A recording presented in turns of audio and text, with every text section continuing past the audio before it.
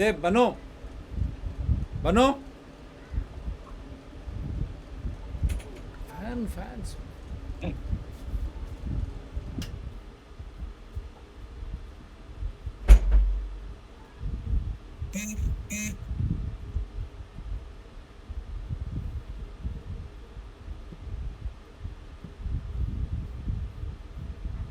This conference will now be recorded.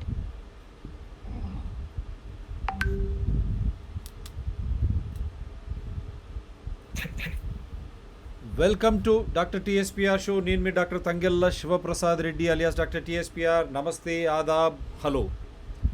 ముందే మనము ప్రకటించుకున్నట్టు మనము ఇప్పుడు అంతర్జాతీయం నుంచి జాతీయం నుంచి లోకల్ సమస్య, చాలా పెద్ద సమస్య, అన్ని వర్గాల ప్రజలను ఇబ్బంది పెట్టేటువంటి తీవ్రమైనటువంటి సమస్య. అన్ని రాష్ట్రాలు కూడా ఈ భూ సమస్యపై పోరాడుతున్నటువంటి నేపథ్యం. సో దాంట్లో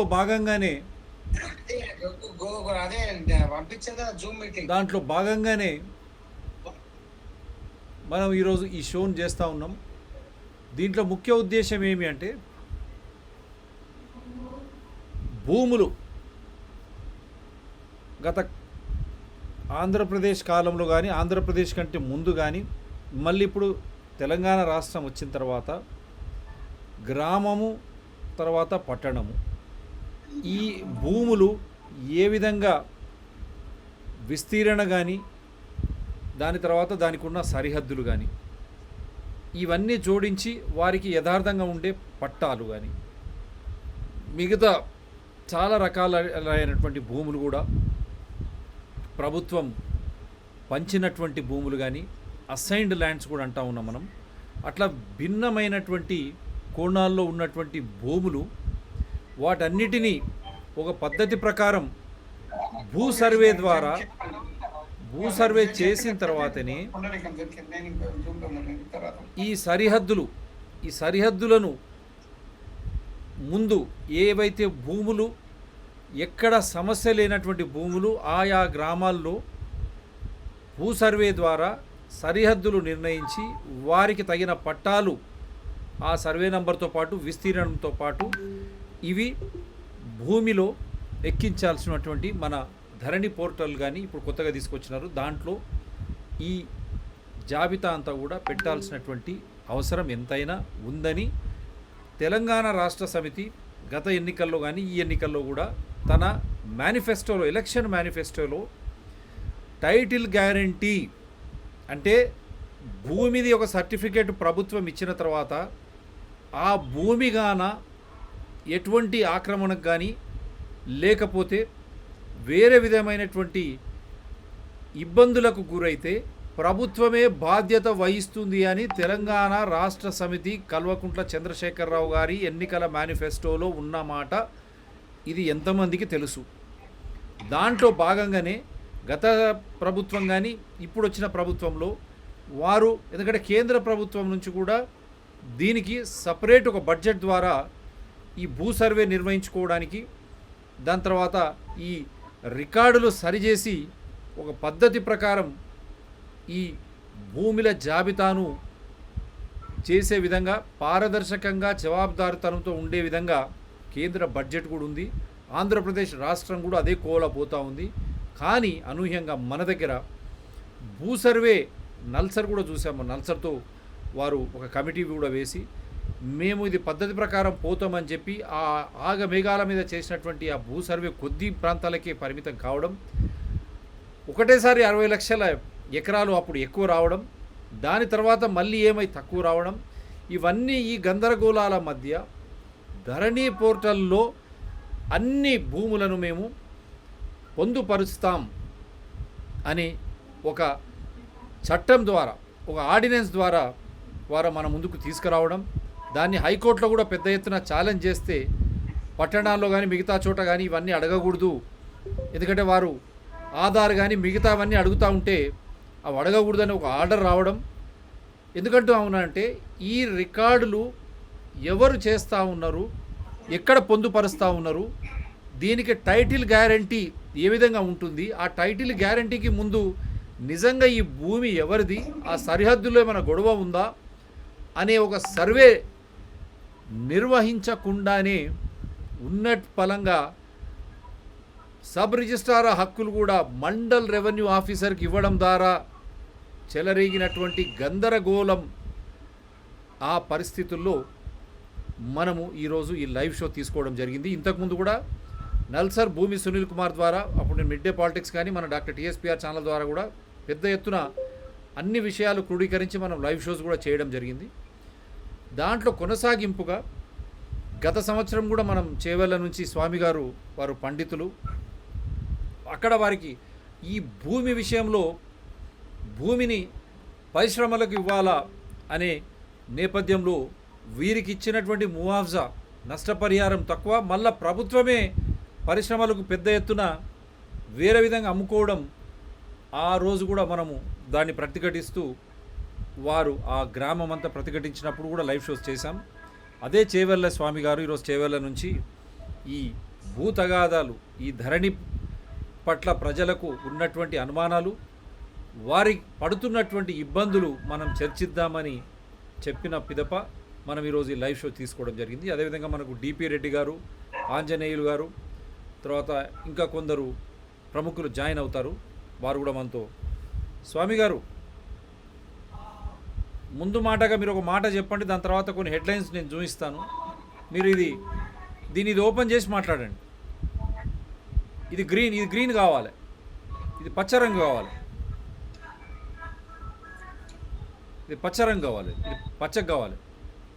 దీన్ని క్లిక్ చేయండి, ఇది ఆడియో, మీ శబ్దం బయటకు వస్తుంది. ఇప్పుడు మాట్లాడండి. అందరికీ నమస్కారం. మొదటగా మన డాక్టర్ గారు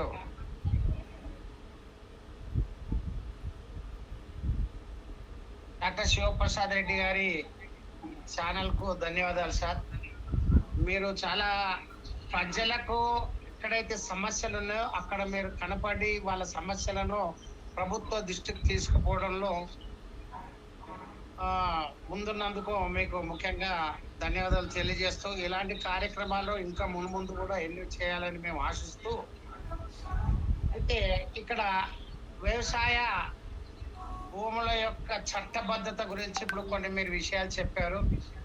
ప్రభుత్వం తీసుకున్నటువంటి ధరణి పోర్టల్లో కొత్తగా మన టిఆర్ఎస్ ప్రభుత్వం ప్రవేశపెట్టినటువంటి ధరణి పోర్టల్లో కొంతమంది రైతులు నానా ఇబ్బందులకు గురవుతున్నటువంటి సందర్భము మనం ఈ మధ్యలో చూస్తూ ఉన్నాం. గత సంవత్సరం నుండి ఈ ఏర్పాటు చేసినటువంటి ధరణి పోర్టల్లో కొన్ని భూములు నిషేధిత జాబితాలో చేర్చడం జరిగింది. అంటే నిషేధిత జాబితాలో పట్టా పొలాలు, తర్వాత అసైన్ ల్యాండ్లు, తర్వాత ఇనాం పట్టాలు, రకరకాలైనటువంటి భూములను రైతులకు అందుబాటులో లేకుండా వాళ్ళు చాలా ఆందోళనకు గురైనటువంటి సందర్భాలు ఉన్నాయి. అంటే ఒక పట్టేదారి దగ్గర 4 ఎకరాలు ఉన్నట్టయితే 2 ఎకరాలు ఎంటర్ కావడం దురదృష్టకరం.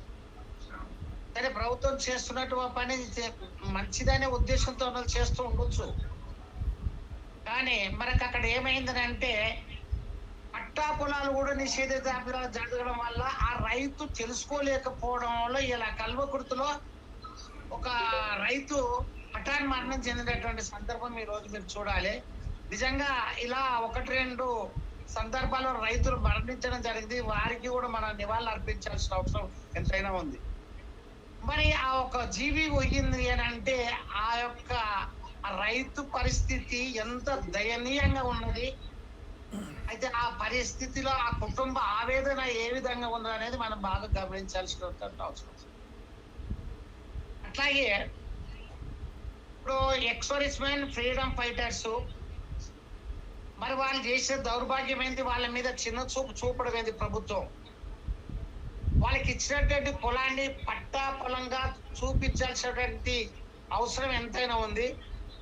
కొంతమంది ఎన్ఓసి తీసుకొని రిజిస్ట్రేషన్ చేసుకున్నారు, మరి వాళ్ళకి పట్టా అమలై కొత్త పాస్బుక్లు వచ్చినాయి, రైతు బంధు అనుభవిస్తున్నారు, అయినా నిషేధిత జాబితాలో చేర్చడం జరిగింది. వాటిని తీయాలని చెప్పి ఎన్నిసార్లు మన కలెక్టరేట్ కు అప్లై చేస్తే రిజెక్టెడ్ అని పంపిస్తున్నారు. అయితే అక్కడ ఏం జరుగుతున్నది అని అంటే, మనం డైరెక్ట్ కలెక్టర్ కి అప్లై చేసిన తర్వాత ఆ సర్వే నెంబరు ఎంక్వైరీ చేయమని చెప్పి ఆ ఎంఆర్ఓ పంపిస్తే అక్కడ సబ్ డివిజన్ అయ్యి సేత్వార్ అమలు అయ్యి ఎన్ఓసి తీసుకొని ఇలాంటి డాక్యుమెంట్ వారు పరిశీలిస్తలేరు. పరిశీలించకుండా ఆ ఒక్క నెంబర్ ఏదైతే ఉందో అది గవర్నమెంట్ ల్యాండ్ అని చెప్పి రిజెక్ట్ చేస్తున్నారు. అంటే పూర్తిగా పరిశీలించకుండానే రికార్డ్స్ రిజెక్ట్ చేయడం జరుగుతుంది. అయితే ఇంకొకటి, ఈ సవరణ అనేది అంత కేంద్రీకమైనటువంటి ఒకరికి కేంద్రీకృతం చేసిన అధికారం కలెక్టర్ కు. మరి ఆ కలెక్టర్ కు విస్తృత స్థాయి పనిలో ఆయన దాని సరైన సక్రమంగా పరిశీలన చేసి న్యాయం చేయలేకపోతున్నాడు అని చెప్పి మేము అనుకుంటున్నాం. మరి అట్లాగే కలెక్టర్ కు అధికారాలు ఇవ్వడం, ఒకరికి ఇవ్వడం వల్ల ఆ పరిశీలన చేసి అది మన ఎంక్వైరీలో రిపోర్ట్ సరి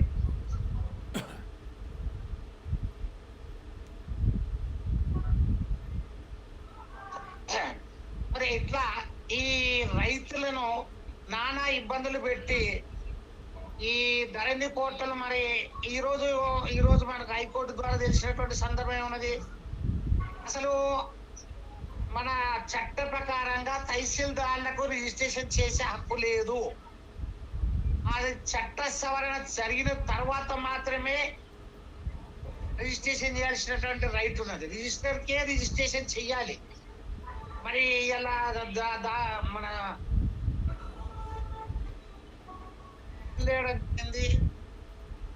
మరి దాని వివరాలు కూడా ఇప్పుడు చాలా మంది పెద్దలు ఉన్నారు, వాళ్ళందరూ వివరిస్తారు. మరి రైతులకు ఇలాంటి అన్యాయం జరగకుండా త్వరలోనే దీని ధరణి సమస్యలను వెంటనే పరిష్కరించాలని ప్రభుత్వాన్ని మనం విన్నవించుకుంటున్నాం. మరి ఈ నిరుపేద రైతుల యొక్క ఇంకొకటి, ధరణిలో బాధపడుతున్నది పేద మధ్యతరగతి సన్నకారు చిన్న రైతులు మాత్రమే. వీళ్ళు ఎక్కడికి వెళ్ళి చెప్పుకోలేని పరిస్థితి. ఇప్పుడు దారి లేని ధరణి, దిక్కులేని అధికారులు, దిక్సూచి లేని అధికారులు. అంటే వాళ్ళకి ఏం చేయాలని చెప్పాలి అనేది వాళ్ళకు తెలియదు. మేము ఎవరిని సంప్రదించాలి రైతు అనేది రైతుకు తెలియకపోవడం. మరి ఇలాంటి పరిస్థితుల్లో రైతును దృష్టిలో పెట్టుకొని సరళమైన పద్ధతిలో వాళ్ళకి దగ్గర చేరువలో ఇమీడియట్ గా ఆ సమస్యను పరిష్కరించే దిశలో సమస్య అలాంటి ఏర్పాట్లు చేయాలని గవర్నమెంట్ మీద కోరుతున్నాం. ఇప్పుడు ఊర్లో విలేజ్ సభలో ప్రతి సమస్య సామరస్యంగా తొందరగా పరిష్కారం అవుతుంది. అక్కడ విలేజ్ లెవెల్, ఫీల్డ్ లెవెల్ వదిలేసి మనము కలెక్టరేట్ లో ఏదో కూర్చొని ఫ్యాన్ కింద కూర్చొని డాక్యుమెంట్ చూసి అది సరైనటువంటి పద్ధతిలో చూడక ఇక వీడిది కాదు వీడిది అవును అని చెప్పి చేయడం ఎంతవరకు సమంజసం? ఫీల్డ్ లెవెల్లో వెళ్ళి గ్రామ స్థాయిలో వెళ్ళి గ్రామ సభ కండక్ట్ చేసి గిరిదవారు అంటారా, విఆర్ఓ అంటారా, ఎంఆర్ఓ అంటారో అట్లా మనం వాటిని పరిష్కరించగలిగితే తొందరగా సాధ్యం అవ్వడానికి అవకాశం ఉంది. డెఫినెట్గా మీరు చెప్పినట్టు ఇప్పుడు సమస్యల మీద పెద్దలందరూ మీరు మాట్లాడి సలహాలు సూచనలు ఇవ్వాల్సిందిగా డెఫినెట్గా కోరుచున్నాం. ఇప్పుడు ఒక ఉదంతాన్ని ఇప్పుడు మీరు పంపిన ఉదంతాన్ని చూపిస్తున్నాం. రైతు పొలం ఆన్లైన్లో మరొకరి పేరుతో నమోదు. అంటే ఈ చావుకు కారకులు ఎవరైనా హెడ్లైన్ ఇది పత్రికలో వచ్చింది. ఓ రైతు పొలం ఆన్లైన్లో మరొకరి పేరుతో నమోదు. అదే అదునుగా దాన్ని విక్రయించిన ఆ వ్యక్తి మనస్తాపంతో బాధితుడి హఠాన్ మరణం. ఇది కొత్తకోట వనపర్తి జిల్లా నుంచి. అన్నం పెట్టే భూమి అన్నదాతకు ప్రాణ సమానం. అలాంటి నేల తన ప్రమేయం లేకుండానే మరొకరి పాలవడంతో ఓ రైతు గుండె మండింది. అధికారుల చుట్టూ తిరిగిన సమస్య పరిష్కారం కాకపోవడం, అవుతుందనే నమ్మకం కూడా లేకపోవడంతో చివరికి ఆ గుండె ఆగింది. ఎందుకంటే గౌరవ ముఖ్యమంత్రి గారు కల్వకుంట్ల చంద్రశేఖరరావు గారే రెవెన్యూ శాఖ మాత్యులు, వారే విపత్తు నివారణ శాఖ కూడా వారి దగ్గరనే ఉంటుంది. He is a revenue minister as well as disaster management minister and is also law and order minister. ఇంత పెద్ద ఎత్తున రైతులు ఈ విధంగా చనిపోతూ ఉంటే ఎందుకు మాట్లాడడం లేదు అనేదే ఈరోజు అందరూ ప్రశ్నిస్తున్న వేళ. అదే వనపర్తి జిల్లా కొత్తకోట మండలం నాటవెల్లి గ్రామానికి చెందిన నిరంజన్ 53 ఏళ్లతను సర్వే నంబర్ 211లో ఇనాంగా వచ్చిన 2.7 ఎకరాల వ్యవసాయ భూమి ఉంది. ఈ భూమి పొరపాటున అదే సర్వే నంబర్లో పొలం ఉన్న ఆదిల్ అనే వ్యక్తి పేరుతో ఆన్లైన్లో నమోదైంది. ఇదే అదునుగా భావించిన అతను ఆ భూమిని 2020 డిసెంబర్లో గద్వాలకు చెందిన వ్యక్తులకు విక్రయించాడు. కొనుగోలుదారులు భూమి స్వాధీనం చేసుకునేందుకు వచ్చిన సమయంలో జరిగిన మోసాన్ని గుర్తించిన నిరంజన్ హఠాశుడయ్యాడు. తన పొలం తాలూకు పాత పట్ట నకలు అన్నీ తీసుకుపోయి తహసీల్దార్కి ఇచ్చి ఫిర్యాదు చేసిన లాభం లేకపోయింది. కాబట్టి తను ఈ బాధ భరించలేక మరణం జరిగింది. ఆదిల్ ఇంటి ఆవరణలో మృతదేహంతో బాధిత కుటుంబ సభ్యులు ఆందోళన. ఇది ఎంత పెద్ద విషయం, ఇది ఏం చేయాలి, వాళ్ళు ఎక్కడికి పోవాలి? ఇటువంటి ఉదంతాలు చాలా ఉన్నాయి మొత్తం రాష్ట్రంలో. నేను కొన్ని మట్టుకే చూపిస్తూ ఉన్నాను. ఇక్కడ పట్టా తారుమారు, ఒకరు భూమి మరొకరికి రిజిస్ట్రేషన్ చేయడం. ఇప్పుడు నాకు అర్థం కాని సమస్య, ఇప్పుడు పెద్దలు కూడా అందరు ఉన్నారు ఇక్కడ, డిపి రెడ్డి గారు, స్వామి గారు, రెవెన్యూ శాఖకు ఎంఆర్ఓకి అధికారాలు ఇచ్చిన తర్వాత ఎవరు భూమి ఎక్కడ పహానీలతో పాటు అన్ని ఆధారాలు వారి చేతకి ఉన్న తర్వాత కూడా ఈ విధంగా తారుమారు ఎట్లా అవుతూ ఉన్నాయి. ఇప్పుడు ఆ రైతు నిరంజన్ రైతు ఆయన మరణానికి ఆయన పేరు తీసేసి ఆదిల్ అనే వ్యక్తికి ఏ విధంగా చేయడం జరిగింది? ఇవన్నీ సమస్యలు ఉండకూడదని చెప్పే కదా రిజిస్ట్రార్ నుంచి ఎంఆర్ఓలకు బాధ్యత ఇచ్చినప్పుడు ఈ విధంగా ఎట్లా తారుమారు అవుతూ ఉన్నాయి? ఇదే ఎవరికి అర్థం కాని అంశం. మరి ఎందుకు మొన్న జరిగిన అసెంబ్లీలో కూడా ముఖ్యమంత్రి గారు దీనిపై ఎందుకు మౌనం వహించిండ్రు అనేదే మళ్ళీ ధరణి సమస్యలకు క్లీనప్. ఇది కూడా గుర్తించిన సమస్యలపై అధ్యయనం, ఈ సమస్యలపైనే ఫోకస్ అంతా త్వరలో తీర్చేందుకు సర్కార్ సన్నాహాలు. చాలా సంతోషం, ఇది కూడా కావాలని కోరుకుంటాం. కానీ ఇంతమంది చనిపోతూ వాళ్ళు ఇదొక ఉదంతం. ఈ డాక్యుమెంట్లో కూడా వివరాలు చూడండి. ఇది సాంకేతికంగా కూడా ఏ విధంగా ఇబ్బందులు జరుగుతున్నాయంటే ధరణి పోర్టల్ కూడా ఆ రోజు ఇంటర్మీడియట్ ఏ విధంగా అయితే విద్యార్థులు ఆత్మహత్యకు గురైనారో అప్పుడు తారుమారైన మార్కులు మీకు ఐడియా ఉండొచ్చు. ఆ వెబ్సైట్ ద్వారా తారుమారై ఎంతోమంది అమాయకులైనటువంటి విద్యార్థినులు, ఇంటర్మీడియట్ విద్యార్థినులు ఆత్మహత్యలకు పాల్పడ్డారు. అదే సాంకేతిక లోపాలు ఈ ధరణి పోర్టల్లో కూడా ఉన్నాయి. అసలు ఎవరు ఇచ్చారు?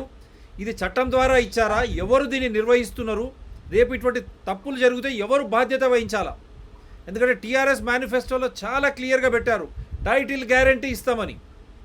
దీనికి ఎవరు బాధ్యత వహిస్తారు? ఇక్కడ చూడండి, document 2001-2021 tahsildar and joint registrar office Chevella, seller Midde Sriramareddy, buyer so and so. Survey number చూసుకోండి 281/C 1/2, ఎక్స్టెంట్ ఇక్కడ 0.0250. ఇది ఎక్కడ మీరు చూశారు కదా, చేవెళ్ళకు సంబంధించినది. పైన నంబర్ కూడా, డాక్యుమెంట్ నెంబర్ కూడా చూసుకోండి.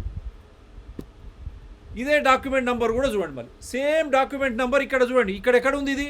పేరు చూడండి, seller Madduri Mallesh, buyer M Chandrakala, 47/4 survey number, extent ఇది 0.12 ఎకర్స్. ఇది ఎక్కడ?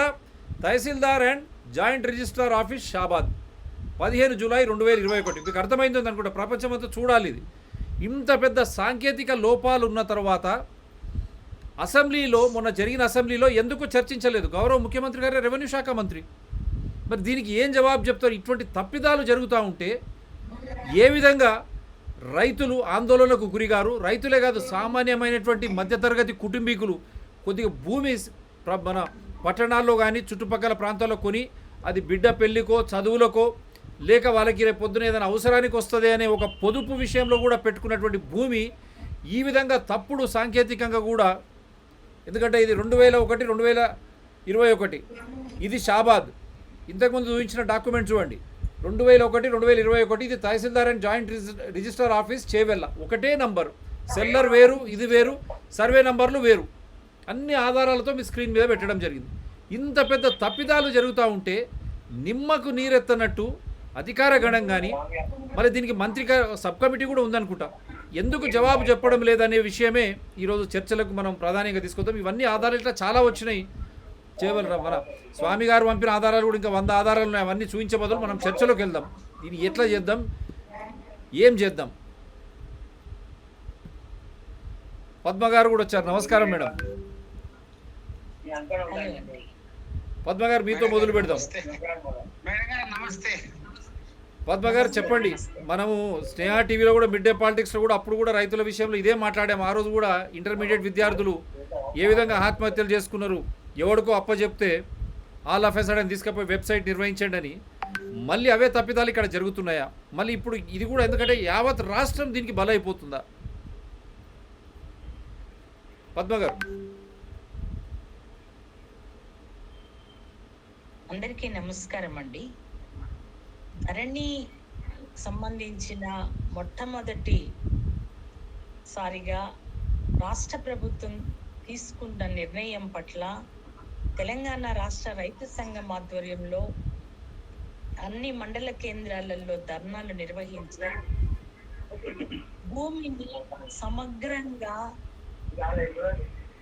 సర్వే చేసి అద్దుబందులను నిర్ణయించి ఆ తరువాతనే ధరణిలోకి పూర్తి వివరాలతో కూడినటువంటి ఆ రైతుకు సంబంధించినటువంటి సమాచారం ఉంచగలిగితేనే అది న్యాయం జరుగుతుంది తప్ప ఎలాంటి సర్వే లేకుండా అద్దుబందులు ఎక్కడ ఏమిటి అని తేలకుండా భూ వివాదాలు దాదాపు 60% మొత్తం రాష్ట్ర వ్యాప్తంగా నెలకొని ఉన్నాయి అన్న వాస్తవాలను కూడా గమనంలో ఉంచుకొని కూడా సమగ్ర సర్వే చేయటానికి సిద్ధపడకుండా, ఒకవైపున కేంద్ర ప్రభుత్వం నుంచి కొంత నిధులు వచ్చాయి అని కూడా పత్రికలలో మేము చదివాము. సమగ్ర భూ సర్వేకు సంబంధించిన నిధులు కూడా రాష్ట్ర ప్రభుత్వం తీసుకొని దాని పట్ల ప్రకటనలు తప్ప ఆచరణలో సర్వే చేయించటానికి సిద్ధం కాకపోవటం, రెండో వైపు ధరణిలో ఇంకా ఏ రకమైనటువంటి విషయాలను చేర్చాలా, ఏ రకమైన పద్ధతులలో ధరణిలో ఎక్కించటానికి గైడ్ లైన్స్ ఉండాలి అన్న దాని మీద కూడా అనేక సందర్భాలలో చర్చ చేశాము. మాన్యువల్ గా కూడా రికార్డు ఉండాలి అని డిమాండ్ చేశాము. ఒక ధరణి ఆన్లైన్ కంప్యూటరీకరణ చేయటమే కాదు, మాన్యువల్ రిజిస్టర్ కూడా ఉండాలి భూములకు సంబంధించిన వివరాల మీద అని డిమాండ్ చేశాము. రౌండ్ టేబుల్ సమావేశాలు నిర్వహించాము. రాష్ట్ర ప్రభుత్వం దృష్టికి తీసుకురావటం జరిగింది. తెలంగాణ రాష్ట్ర రైతు సంఘంగానే కాదు, ఇతరత్ర సంఘాలు కూడా, రైతు సంఘాలు కూడా దీని మీద చాలా సీరియస్ గా దృష్టిని కేంద్రీకరించాయి. దీంట్లో మార్పులకు అవకాశం కల్పించమని అడిగాము. ఇంత పెద్ద సమస్య కాబట్టి అఖిలపక్ష సమావేశాన్ని ఏర్పాటు చేసి రాజకీయ పార్టీలను, కొంత అనుభవం ఉన్నటువంటి రిటైర్డ్ అధికారులను, రైతు సంఘాల ప్రతినిధులను కలుపుకొని దీని మీద సమగ్రంగా చర్చించిన తరువాతనే ధరణికి సంబంధించినటువంటి విషయాలను ఆచరణలో అమలు చేయటానికి ఊరుకోవటం మంచిది అని కూడా సలహా ఇచ్చాము. దేనిని ఖాతరు చేయలేదు మన ముఖ్యమంత్రి గారు. ఇప్పటికీ కూడా సమగ్ర భూ సర్వే జరగకుండా, హద్దుబందులు నిర్ణయించకుండా ధరణిలోకి ఎక్కించటము అంటే దొంగల చేతిలోకి తాళం ఇచ్చినట్లుగా ఉంది. ఈ రోజున చాలా ఏరియాలలో భూములు వారివి కాకపోయినప్పటికీ రకరకాల అవినీతికి పాల్పడి ధరణిలో ఎక్కించుకొని, ధరణిలో ఎక్కితే ఇక ప్రపంచంలో పూర్తిగా అదే సర్వ అధికారం ఉన్నటువంటి ఆన్లైన్ మెథడ్ కాబట్టి అవినీతికి పాల్పడి నిరుపేద ప్రజల భూములను దొంగతనంగా రిజిస్ట్రేషన్ చేయించుకొని ఆ రిజిస్ట్రేషన్ పేపర్లను తీసుకొచ్చి ధరణిలోకి ఎక్కించుకుంటున్నారు తప్ప భూమిలో కబ్జాలో ఉంటున్నది నిరుపేద రైతులు. కానీ దొంగ రిజిస్ట్రేషన్ పేపర్లలో ఉంటున్నది కొంతమంది డబ్బున్నటువంటి వారి పేర్లు. ధరణిలో పేరు ఎక్కుతున్నది డబ్బున్న వారి పేర్లు. అందుకోసమే ఇది ఒక రకంగా నిరుపేద రైతుల గుండెలు పగిలి ఈ రోజు వనపర్తి జిల్లాలో ఎట్లా అయితే చనిపోయాడో రైతు, అటువంటి సంఘటనలు మరింతగా చోటు చేసుకునేటటువంటి ప్రమాదం నెలకొని ఉంది. అందుకోసమే ఈ సందర్భంగా 60% ఉన్నటువంటి భూ వివాదాలని సమగ్ర సర్వే ద్వారా పరిష్కరించడానికి ఇప్పటికైనా ప్రయత్నం చేయాలా. ధరణిపై సబ్ కమిటీ వేయటం జరిగింది ఒక నెల రోజుల క్రితం. ఈ సబ్ కమిటీ సమావేశం కూడా అయినట్లు నేను పేపర్లో వార్తలు చూశాను. ఏమిటి దీని ఆలోచన ఏమిటి? భవిష్యత్తులో ధరణిలోకి రైతుల పేర్లు ఎక్కించేటప్పుడు అదనంగా మీరు తీసుకుంటున్నటువంటి నిర్ణయాలు ఏమిటి? వాటిని ఏ రకంగా అమలు చేయగలుగుతారు? వీటికి సంబంధించి ఒక సబ్ కమిటీకి మాత్రమే ఈ రకమైన అధికారాన్ని వదిలిపెడితే మంచిది కాదు. ఇప్పటికైనా ఆత్మహత్య చేసుకుంటున్న రైతులు ఉన్నారు, గుండెలు పగిలి చనిపోతున్న రైతులు ఉన్నారు. అనేక ఇబ్బందులతో రోజువారీ తహసీల్దార్ ఆఫీసుల చుట్టూ, ఆర్డీఓ ఆఫీసుల చుట్టూ తిరగని రోజు లేకుండా తిరుగుతున్నటువంటి రైతుల ఆందోళన ఒకవైపు కొనసాగుతా ఉంది. అందుకోసమే ఇప్పటికైనా అఖిలపక్ష సమావేశాన్ని ఏర్పాటు చేయాలా, దాంట్లో సమగ్రంగా చర్చ జరగాల. ధరణిలో చోటు చేసుకుంటున్న అవినీతితో, చోటు చేసుకుంటున్నటువంటి అక్రమాలతో చోటు చేసుకుంటున్నటువంటి పేర్లన్నింటినీ తొలగించాలా. లేకపోతే దీనికి సంబంధించినటువంటి పోరాటాన్ని ఉధృతం చేయటానికి కూడా, ధరణి ఆఫీసుని ముట్టడి చేయటానికి ఈ రాష్ట్ర ప్రభుత్వం కళ్ళు తెరిపించటానికి రైతాంగం సమాయత్తమవుతున్నటువంటి తరుణము అని నేను మీ అందరికీ సవినయంగా మనవి చేసుకుంటున్నాను. స్వామి గారు ఇంకా చాలా పంపించారు, అది కూడా చూపిస్తాను. ఎవరు మాట్లాడమంటారు నెక్స్ట్? పద్మ గారు మీరు ఉండండి, వెళ్ళకండి. అట్లాగే స్వామి గారు, ఇది ఇది ఇది మీరు మాట్లాడేటప్పుడు ఇది గ్రీన్ చేసుకోవాలి. ఇది ఇది ఇది మాట్లాడిన తర్వాత మీరు బంద్ చేసుకుంటే మిగతా వాళ్ళకి ఇబ్బంది ఉంటుంది. ఇది దీని గ్రీన్ పచ్చగా కావాలి. మాట్లాడేటప్పుడు పచ్చగా చేసుకోండి, మళ్ళీ తర్వాత బంద్ చేసుకోండి మీరే, సో దట్ వాయిస్ ఇక బయటికి పోదు, మీరు మాట్లాడేదే పోతుంది. దీన్ని క్లిక్ చేయండి, మాట్లాడండి. మేడం గారికి ధన్యవాదాలు, చక్కని సూచనలు, అభిప్రాయాలు తెలియజేశారు. నెక్స్ట్ డిపి రెడ్డి గారు మాట్లాడాల్సిందిగా కోరుచు.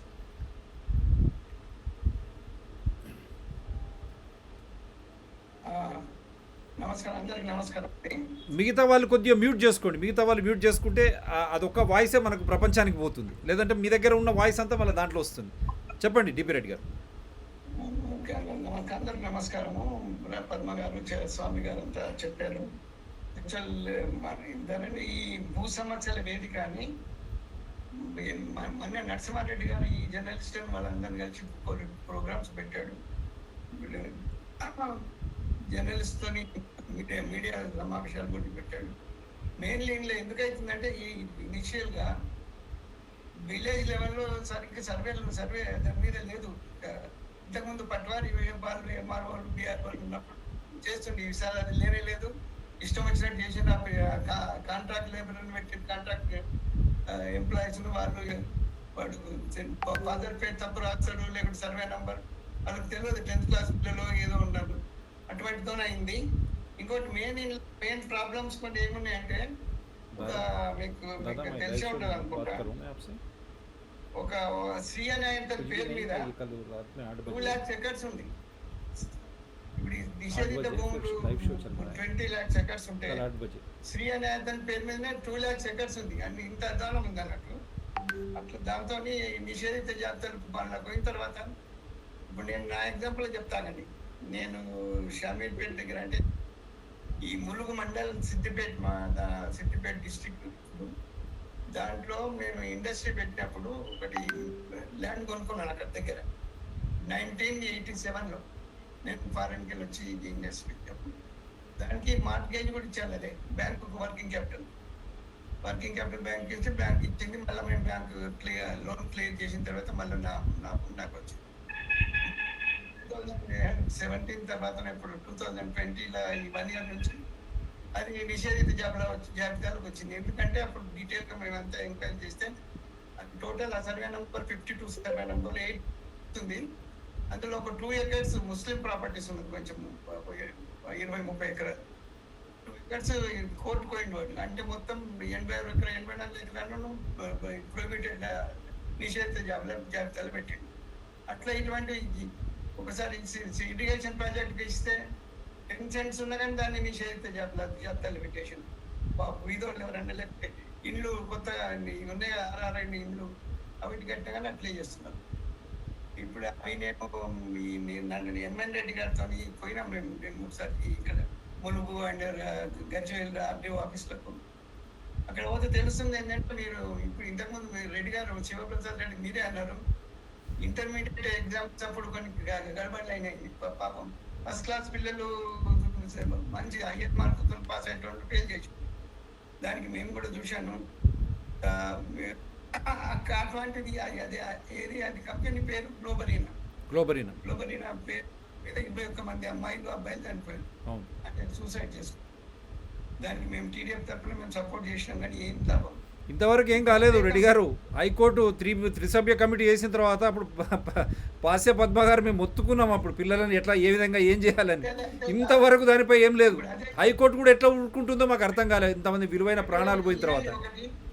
విమానం ఆఫీస్కి రెడ్డి గారు నేను పోయి అడిగితే, అక్కడ వర్కర్లు ఎవరైతే పనిచేస్తారో కంప్యూటర్ ఆపరేటర్స్ వాళ్ళు 5 నెలల నుంచి జీతాలు లేవు. ఎవరైనా ఇది కాంట్రాక్టర్ అంటే గ్లోబరింగ్ అన్నట్ట.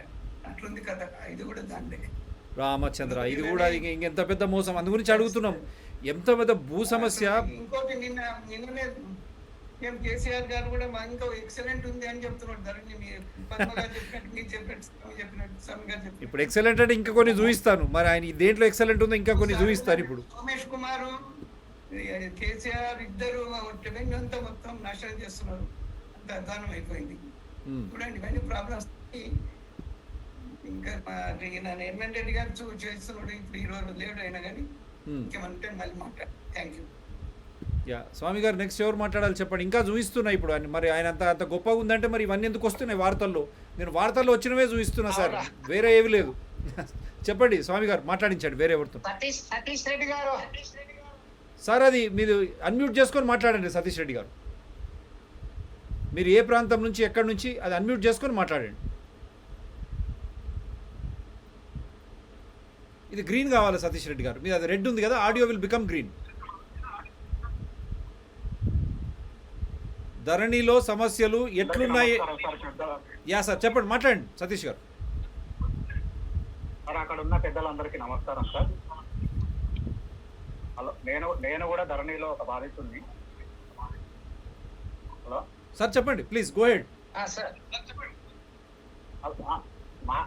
మాది కూడా కొద్దిగా సర్వే నెంబర్ ఒకటి ప్రొహిబిటెడ్ లో పడింది. అది నేను ఒక 6 months collector office MR office తిరిగి లాస్ట్కు మొన్న రీసెంట్ గా థర్డ్ టైం పెట్టిన తర్వాత ప్రొహిబిటెడ్ లో నుంచి పడింది అది. సార్ ఒక్కసారి సతీష్ రెడ్డి గారు, మీ దగ్గర ఆడియో కొద్దిగా, మీ దగ్గర ఇంకోటి ఏదైనా ప్లే చేస్తున్నారా చూడండి. మిగతా వాళ్ళందరూ తర్వాత కాల్ చేస్తాం. లేదు మాట్లాడండి. వినిపిస్తుంది కానీ రీసౌండ్ వస్తుందని చెప్పండి. ఏ సర్వే నంబరు, ఏ భూమి, ఎక్కడ? సతీష్ రెడ్డి గారు. అది ఆరుట్ల విలేజ్ మంటాల మండలం సార్. అది ప్రొహిబిటెడ్ లో ఉండే ఒక 6 months నుంచి 8 months తిరిగి మొన్న ఫస్ట్ 2 times పెడితే రిజెక్ట్ చేశారు కలెక్టర్. ఓకే. తర్వాత థర్డ్ టైం మళ్ళా లిస్ట్ ఎంఆర్ఓకి వచ్చిన తర్వాత ఎంఆర్ఓని పట్టుకొని అదంతా క్లియర్గా రాపించుకొని మళ్ళీ కలెక్టర్ ఆఫీస్ ఫార్వర్డ్ చేస్తే 8 months తర్వాత మొన్న రీసెంట్ గా అది క్లియర్ అయింది. ఓకే. అది ఒకటి. ఇంకొకటి మనకు సక్సెషన్ ఉన్నది కదా సార్, సక్సెషన్ మనము కలెక్టర్కి అప్లై చేసేటప్పుడు సార్ 2500 అమౌంట్ అడుగుతుంది. ఓకే. 2500 అమౌంట్ ఎకరానికి మనం కట్టిన తర్వాత అది ఏమవుతుందంటే అమౌంట్ ఏమో కట్ అయిపోతుంది, కలెక్టర్ ఏమో 1 week తర్వాత దాన్ని రిజెక్ట్ చేస్తున్నాడు, అమౌంట్ మాత్రం మనకు రిటర్న్ పడట్లేదు. అది మరి అది ఎవరు ఇస్తారు, ఎక్కడ ఏందనేది ఏం తెలియట్లేదు. అంటే ఇది ఫీజు ఇది అనమాట. మీరు అప్లికేషన్ మూవ్ చేయాలంటే 2500 రూపాయలు. ఇప్పుడు 2500 మనం మొటేషన్ పెట్టుకుంటాం కదా సార్, అది కలెక్టర్కి వెళ్తుంది కదా. అవును. ఇప్పుడు మనకు ఒక 5 acres ఉందంటే మనం 5 acres ఉందంటే ఒక 15,000 అమౌంట్ కడుతున్నాం మనము. ఓకే. కట్టిన తర్వాత అది కలెక్టర్కి వెళ్ళిన తర్వాత కలెక్టర్ దాన్ని డైరెక్ట్ రిజెక్ట్ చేసేస్తున్నాడు. రిజెక్ట్ చేసిన తర్వాత ఈ అమౌంట్ రిటర్న్ రావట్లేదు మనం. మై గుడ్నెస్, ఇదో పెద్ద పెద్ద సమస్యనే ఇది. అంటే ఇట్లా ఈ విధంగా ఎంతమందికి అన్యాయం జరిగి ఉండొచ్చు? నాకు 2 పోయినా సార్, ఒకటి 6,000 ఒకటి పోయింది, ఒకటి 5,000 ఒకటి పోయింది సార్. మరి ఇంతవరకు రాలేదా, రిఫండ్ రాలేదా మీకు? అది రీఫండ్ రాలేదు సార్. అది దాని పట్ల మీరు ఏమైనా కంప్లైంట్ చేశారా సతీష్ రెడ్డి గారు? కంప్లైంట్ ఎవరికి చేయాలో కూడా అర్థం కావట్లేదు కదా సార్ మనకు. రంగారెడ్డి కలెక్టర్ దగ్గరికి వెళ్తే రంగారెడ్డి కలెక్టర్ దొరికే పొజిషన్లో ఉన్నాడా సార్ ఇప్పుడున్న పొజిషన్లో? చెప్పండి, ఇది ఇంపార్టెంట్. ఇప్పుడు నేను తర్వాత చూపిస్తాను, అవన్నీ తర్వాత చూపిస్తాను. ఇది చాలా పెద్ద విషయం. 5,000 ఒకసారి, 6,000 ఒకసారి. నేను అది కావాలంటే మేము గ్రూప్ లో పెడతాను సార్. అది అమౌంట్ ఎక్కడ కట్ అయింది దాన్ని నెంబర్ పెడతాను. నెంబర్ రిజెక్ట్ అయింది. రిజెక్ట్ చేసిన తర్వాత అమౌంట్ ఎవరు ఇస్తారని మనకు తెలియట్లేదు. ఇప్పుడు పెద్ద సమస్య స్వామి గారు ఇది. మీరు అన్నట్టు మార్నింగ్ మాట్లాడుకున్నట్టు పెద్ద పెద్ద సమస్యలు. ఇది కొత్త సమస్య. ఇది ఎవరికి తెలియని సమస్య. ఇప్పుడు అవును. మీరు మా దాంట్లో చాట్ బాక్స్లో మీ నంబర్తో పాటు అవి కూడా పెట్టండి. అసలు దేనికి కట్ అయింది, ఎట్లా కట్ అయింది చెప్పండి. ఇది అంతా పెడతాను సార్ అమౌంట్. చెప్పండి. అయితే ఇంకో ప్రాబ్లం ఏముంది సార్, ఫ్యూచర్ లో మనకు అమౌంట్ రిటర్న్ వస్తుందేమో తెలియదు మనకు. ఆప్షన్ వస్తే రిటర్న్ రావచ్చు. అది సొంతం మన ధరణిలో మనం ఇంట్లో కూర్చొని మన నెట్ బ్యాంకింగ్ నుంచి కట్ అయితే మనకు రావచ్చు, చెప్పలేము. మీ సేవ నుంచి పెట్టిన వాళ్ళకి ప్రాబ్లం, మీ సేవకి పడుతుంది అమౌంట్ అప్పుడు. అవును, సామాన్యులంతా మీ సేవనే కదా. ఏమంటారు స్వామి గారు, ఊర్లంతా మీ సేవనే కదా. అవును సార్. అవును. నేను ఒకటేమో మీ సేవ నుంచి పెట్టినా సార్, ఒకటేమో నా సొంతం నా ధరణి వెబ్సైట్ నా ఇంట్లో నుంచి పెట్టుకున్నా. నా ఇంట్లో నుంచి పెట్టుకున్న రేపు గవర్నమెంట్ ఏమైనా ఆప్షన్ తీసుకొని రిటర్న్ ఇస్తే ఇవ్వచ్చు, చెప్పలేము. కానీ మీ సేవ నుంచి పెట్టుకున్న వాళ్ళ ప్రాబ్లం ఏంది? గౌరవ ముఖ్యమంత్రి గారు మీ ఆఫీస్ సిఎస్ ఆఫీస్ చూస్తుంది అనుకుంటా. ఇదొక కొత్త సమస్య. రైతులు కరోనా తర్వాత మొత్తం చితికిపోయి ఉన్నారు. రైతులు కానీ మధ్యతరగతి కుటుంబీకులు, వారిపై ఇదొక పెనుభారం. కలెక్టర్ రిజెక్ట్ చేస్తే ఈ డబ్బులు ఎక్కడికి పోవాలి, మరి ఎట్లా రావాలి తిరిగి? మీ సేవ ఆన్లైన్. సార్ ఒక్క నిమిషం సార్, చెప్పండి. అది ఎవరంటే మా పాలోళ్ళల్లో మా తాత ఒక ఆయన చనిపోయాడు. ముసలామ పేరు మీదకి సక్సెషన్ రావలేదు. ఓకే. ఫస్ట్ టైం అప్లై చేశాను, రిజెక్ట్ అయిపోయింది, అమౌంట్ పోయింది. మళ్ళీ సెకండ్ టైం అప్లై చేస్తే యాక్సెప్ట్ చేసేది అయిపోయింది. అది మరి ఫస్ట్ టైం అమౌంట్ ఎవరు ఇవ్వాలి నాకు? అంటే ప్రతిసారి అమౌంట్ కట్టాల్సిందేనా?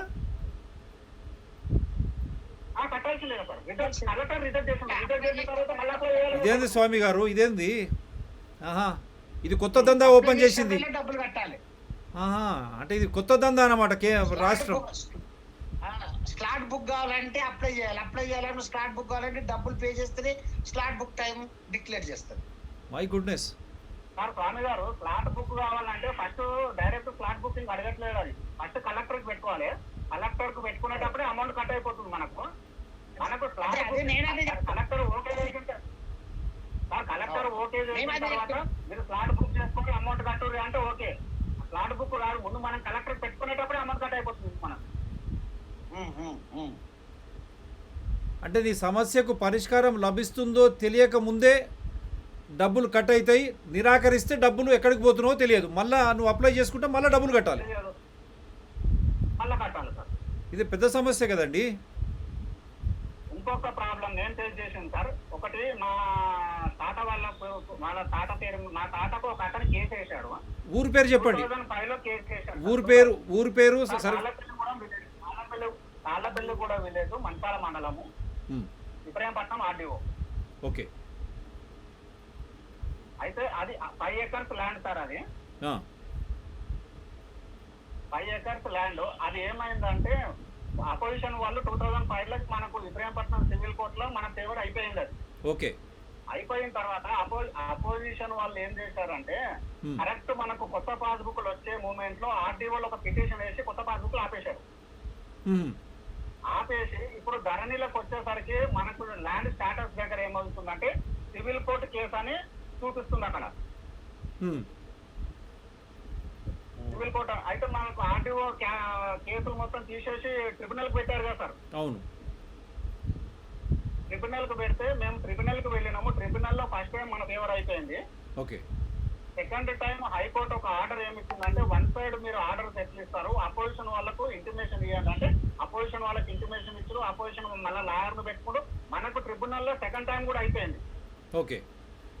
సెకండ్ టైం కూడా అయిపోయిన తర్వాత మా ఖాతాను తీసుకొచ్చి ఏం చేసినంటే ఫస్ట్ మన civil court copy and tribunal 2 కాపీలు మీ సేవలో కొట్టి మా ఖాతాతో తంబు పెట్టించాను. కలెక్టర్ రిజెక్ట్ చేసేసాడు. రిజెక్ట్ చేసిన తర్వాత మీ సేవ ఆయన అడిగితే మీ సేవ ఆయన ఏం చెప్పాడంటే మనకు ఒక్క నిమిషం ఉండాలి సార్ నేను చెప్తాను. అప్లికేషన్ ఫర్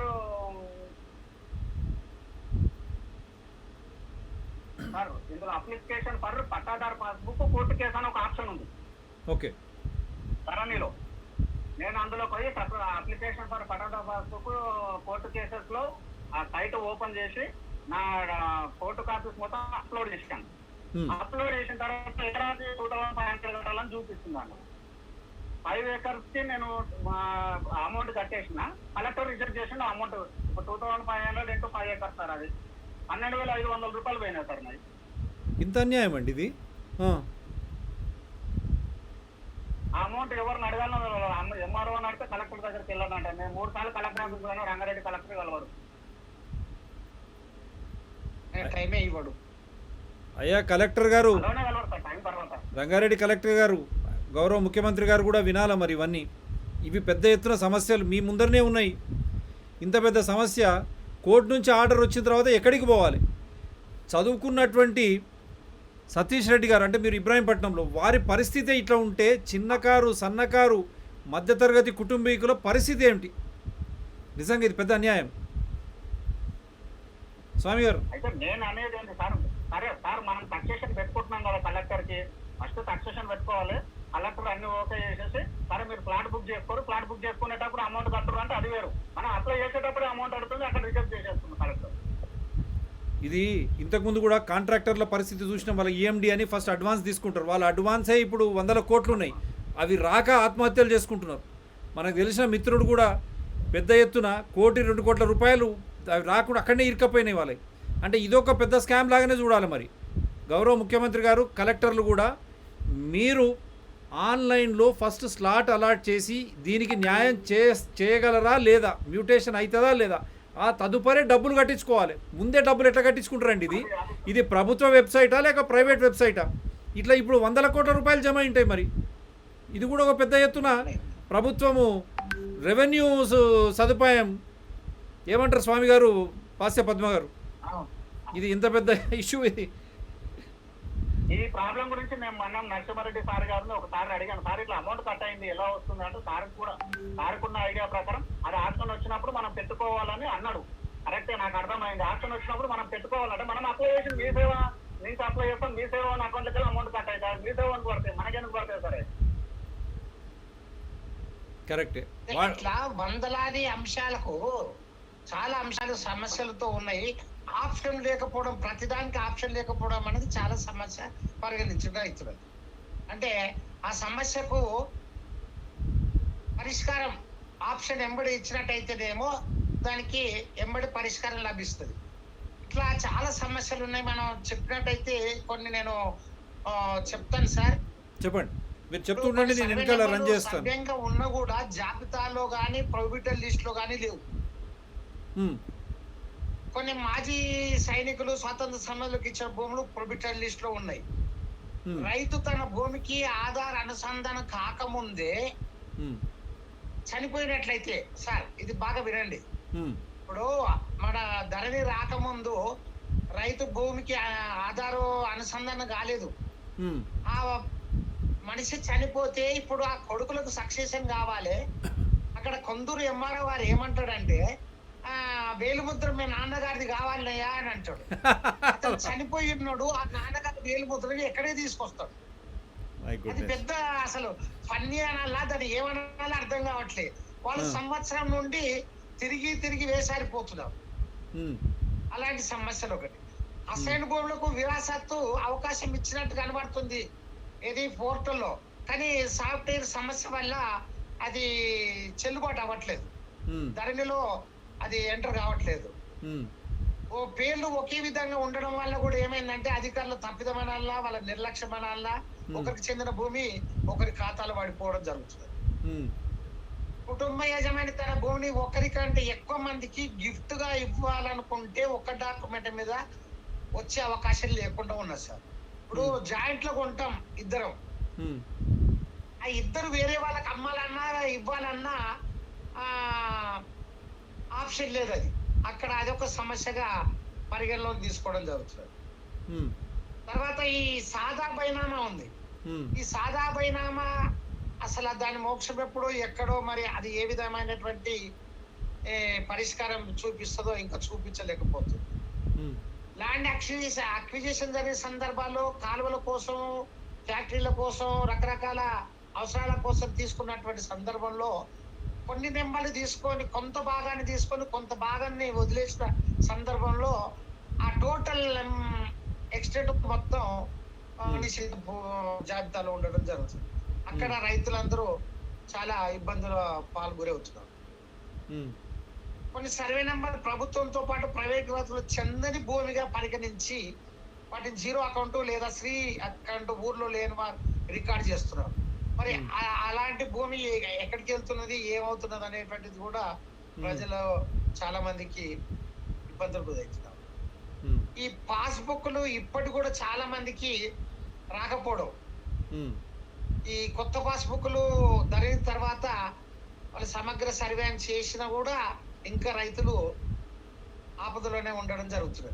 మరి ఇలాంటి సమస్యలకు పరిష్కారం ఇప్పుడు డబ్బులు రిటర్న్, ఈ కొన్ని విరాసత్కు అప్లై చేసినటువంటి డబ్బులు రిటర్న్ కాకపోవడం, వాటికి ఆప్షన్ ఇవ్వకపోవడం, అంటే దానికి ఒక అధికారి నిర్దిష్టమైనటువంటి అధికారి ఉండకపోవడం, జవాబు చెప్పుకోవడం.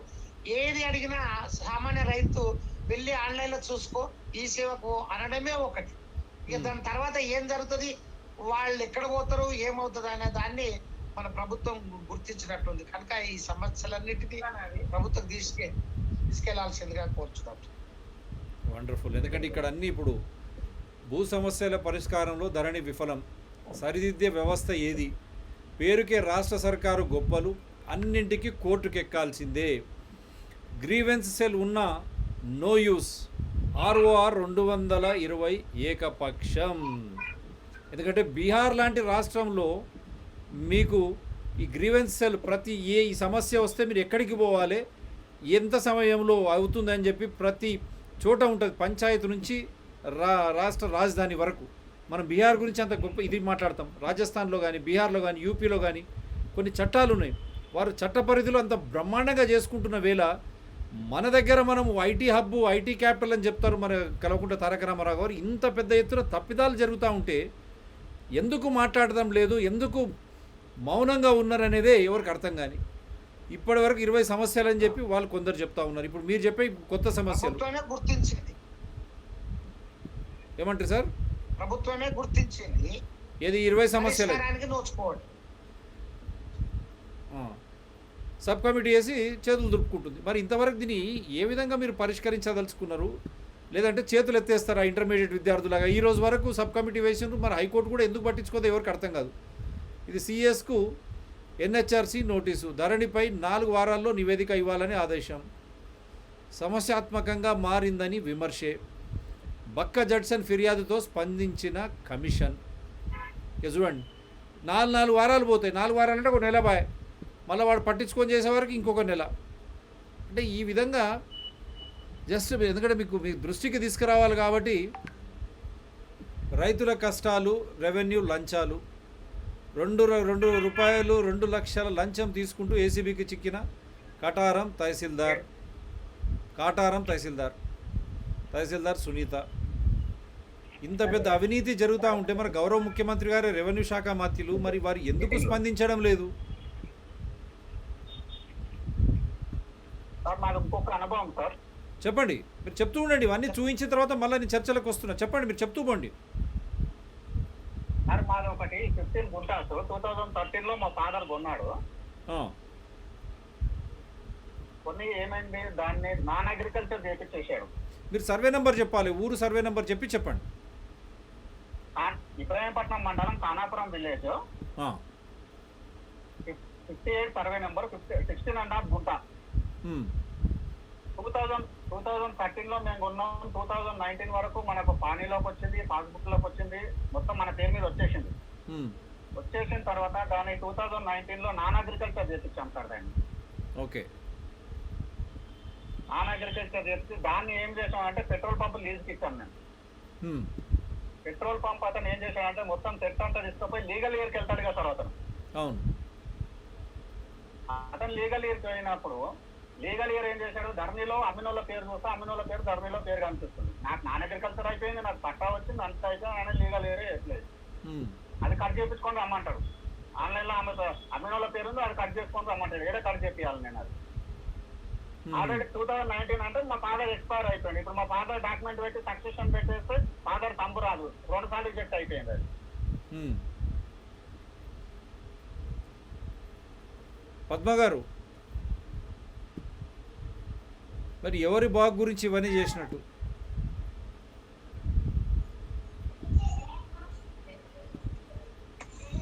పద్మ గారు, పాసే పద్మ గారు,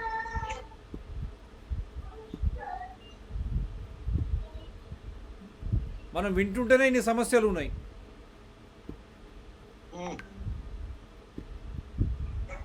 ఎస్ మేడం, చెప్పండి పద్మ గారు. నేను నిన్న కాక మొన్న వికారాబాద్కు వెళ్ళా అండి. నేను వస్తున్నాను అని చెప్పి అక్కడ కలెక్టర్ ఆఫీస్ దగ్గరికి రైతులు వచ్చారు. అందులో ఒక మహిళ అన్నమాట, ఆమె పేరు విమలమ్మ. వాళ్ళది భర్త చనిపోయాడు, బావగారు ఉన్నారు. ఆయన ఈ విమలమ్మకు ఉన్న 2 పిల్లలకు కూడా 2 ఎకరాల 10 కుంటలు 2 ఎకరాల 10 కుంటలు ఆయన రికార్డులో ఎక్కించటము అది జరిగింది. వాళ్లకు పాత పాస్ పుస్తకాలు వచ్చాయి, కానీ మళ్ళీ కొత్త పాస్ పుస్తకాలు వచ్చేసరికి అసలు ఈ లోపు ఆ కుటుంబాల మధ్య తగువులు వచ్చి భూమి కోసం వీళ్ళ దగ్గర ఉన్న ఒరిజినల్ పాస్ పుస్తకాలను లాక్కున్నారు 3 సంవత్సరాల క్రితం. అయినా సరే వాళ్ళు వచ్చి పోలీసుకు ఫిర్యాదు చేస్తే ఆ కేసులో అసలు ఎఫ్ఐఆర్ అయింది, వాళ్ళు ఎక్నాలెడ్జ్మెంట్ కూడా తీసుకున్నారు. అయినా సరే దాని మీద పోలీసుల స్పందన వదిలివేసి ఉంది. రెండో వైపు రెవెన్యూ, నేను ఎంఆర్ఓ దగ్గరికి వెళ్ళాను, ఏంటి సమస్య అని మొత్తం జిరాక్స్లు తీసి చూపించాము. ఇది నిషేధ భూములలో ఉందండి, మేమేం చేయలేమండి. ఎప్పుడు నిషేధ భూముల గురించి ప్రభుత్వం నిర్ణయం తీసుకుంటుందో మాకు తెలియటం లేదండి. అక్కడ మాత్రం పాపం విమలమ్మ కొడుకులు 2 కూడా భూమి మీద కబ్జాలో ఉన్నారు.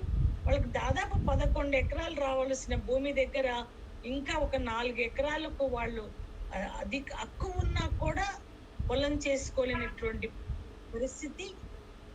ఈలోపు బావగారు కూడా చనిపోయాడు. మరి పిల్లల మధ్య ఈ విమలమ్మ వీళ్ళందరి మధ్య అసలు ఆమె పిచ్చిదయ్యే పరిస్థితి ఏర్పడిందనమాట. ఏం మాట్లాడుతుందో తెలియని దశకు చేరుకుంది. ఏడవటము, ప్రతి మాటకు ఏడిపే. అమ్మ వద్దు, కొద్దిగా ఓపిక చేసుకో, అందరం కలిసి ఏమైనా చేద్దాము అని సముదాయించటానికి మాకు కష్టమైందనమాట. అంటే ఆ రకంగా గ్రామాలలో ఒక విమలమ్మే కాదండి, నిషేధ భూములకు సంబంధించి మన డిపి రెడ్డి గారు కూడా మాట్లాడారు.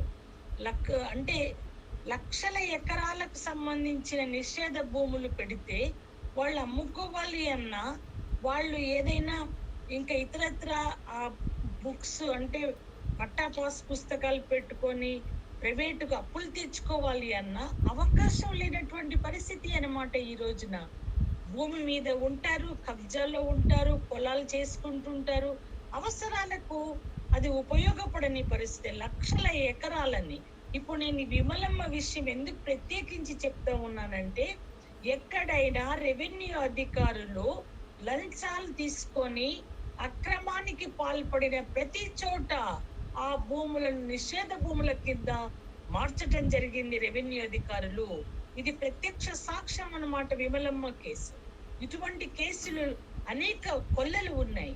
మరి ఈ రోజున ఆ విమలమ్మ ఏడుస్తున్నటువంటి ఏడుపు నిజంగా ఆమెకు ఎప్పుడు ఏమవుతుందో కూడా తెలియదన్న అభద్రతా భావం, ఏమైనా చంపేస్తారేమోనని కూడా భయం. నేను ఈ కేసును సిఎస్ దగ్గరికి తీసుకువెళ్ళటానికి, వారికి టైం అడగటానికి అన్ని పేపర్లు తీసుకొచ్చానండి.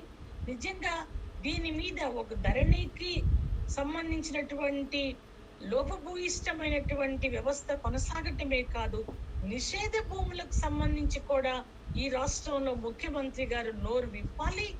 ఏం సమాధానం చెప్తారు, ఎందుకు పెట్టాల్సి వచ్చిందో ముందు సమాధానం చెప్పాలా.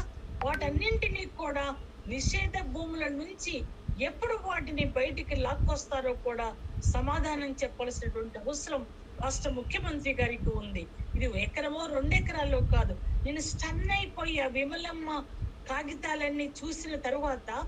అరే, అన్నదమ్ముల భూములకు సంబంధించి పంపకాలు జరిగితే జరిగిన పంపకాలకు కూడా అక్కడ చట్టబద్ధత లేని పరిస్థితి. అక్కడ బావగారి పిల్లలు ఇంకా కొద్దిమంది కలిసి వీళ్ళ ఒరిజినల్ పాస్ పుస్తకాలు లాక్కుంటే కూడా రక్షణ కల్పించని పోలీసు వ్యవస్థ, రక్షణ కల్పించిన రెవెన్యూ వ్యవస్థ, రెవెన్యూ అక్రమాలకు, పోలీసుల అవినీతికి విమలమ్మ లాంటి మహిళలు, ఒంటరి మహిళలు బలి అవుతున్నటువంటి పరిస్థితి చాలా దారుణంగా ఉంది. దీన్ని ఇదొక్క కేసు చాలండి నాకు. అసలు నిషేధ భూములలో రెవెన్యూ అధికారులు ఎంత దారుణంగా భూములను నెట్టివేశారో మనకు ఒక ప్రత్యక్ష సాక్ష్యం అన్నమాట ఇది. సిఎస్ గారు టైం ఇస్తే ఆ విమలమ్మని తీసుకొని వారికి ఈ విషయం వారి దృష్టికి తీసుకురావాలి అని దీని వెనుక చెప్పాం మేము పోలీస్ స్టేషన్ లో. తెలంగాణ రాష్ట్ర రైతు సంఘం ఉంది. ఇప్పటికైనా ఆమె చాలా తెలివిగా పోలీస్ స్టేషన్ లో ఒక దరఖాస్తు ఇచ్చి ఎక్నాలెడ్జ్మెంట్ తీసుకుంది. ఆమెకు చదువు రాకపోయినా, ఆమె 2 కొడుకులకు కూడా చదువు రాదనమాట. ఎక్నాలెడ్జ్మెంట్ తీసుకున్నారు.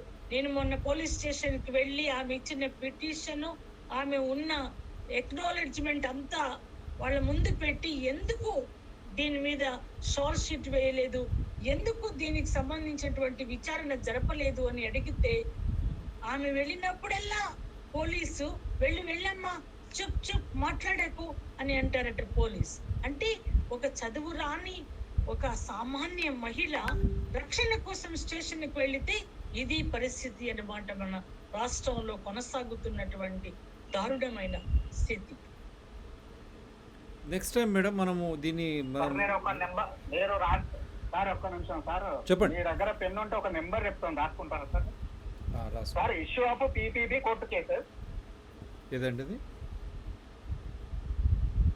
Issue of pattadar passbook court cases అనే ఆప్షన్ ఉంది కదా sir. Issue of PPB, issue of pattadar and passbook, sorry, issue of PPB court cases. అంటే దాని మొత్తం ఏంది మొత్తం?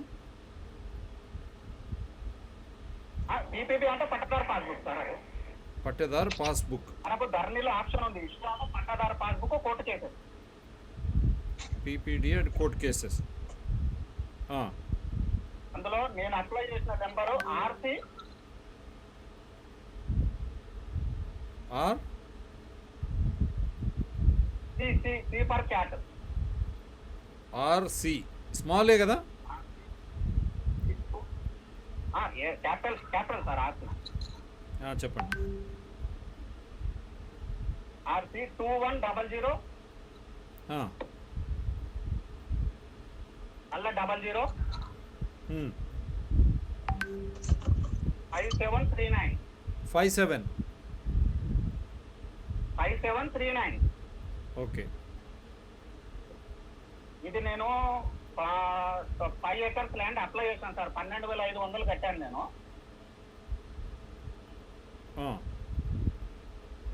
అది కలెక్టర్ రిజెక్ట్ చేసిండు, నాకు అమౌంట్ రిటర్న్ లేదు. ఇదే నెంబర్. మీరు ఈ చలాన్ అప్లికేషన్ స్టాటస్ లో ఇది కొడితే తెలుస్తుంది సార్, రిజెక్టెడ్ బై కలెక్టర్ అని.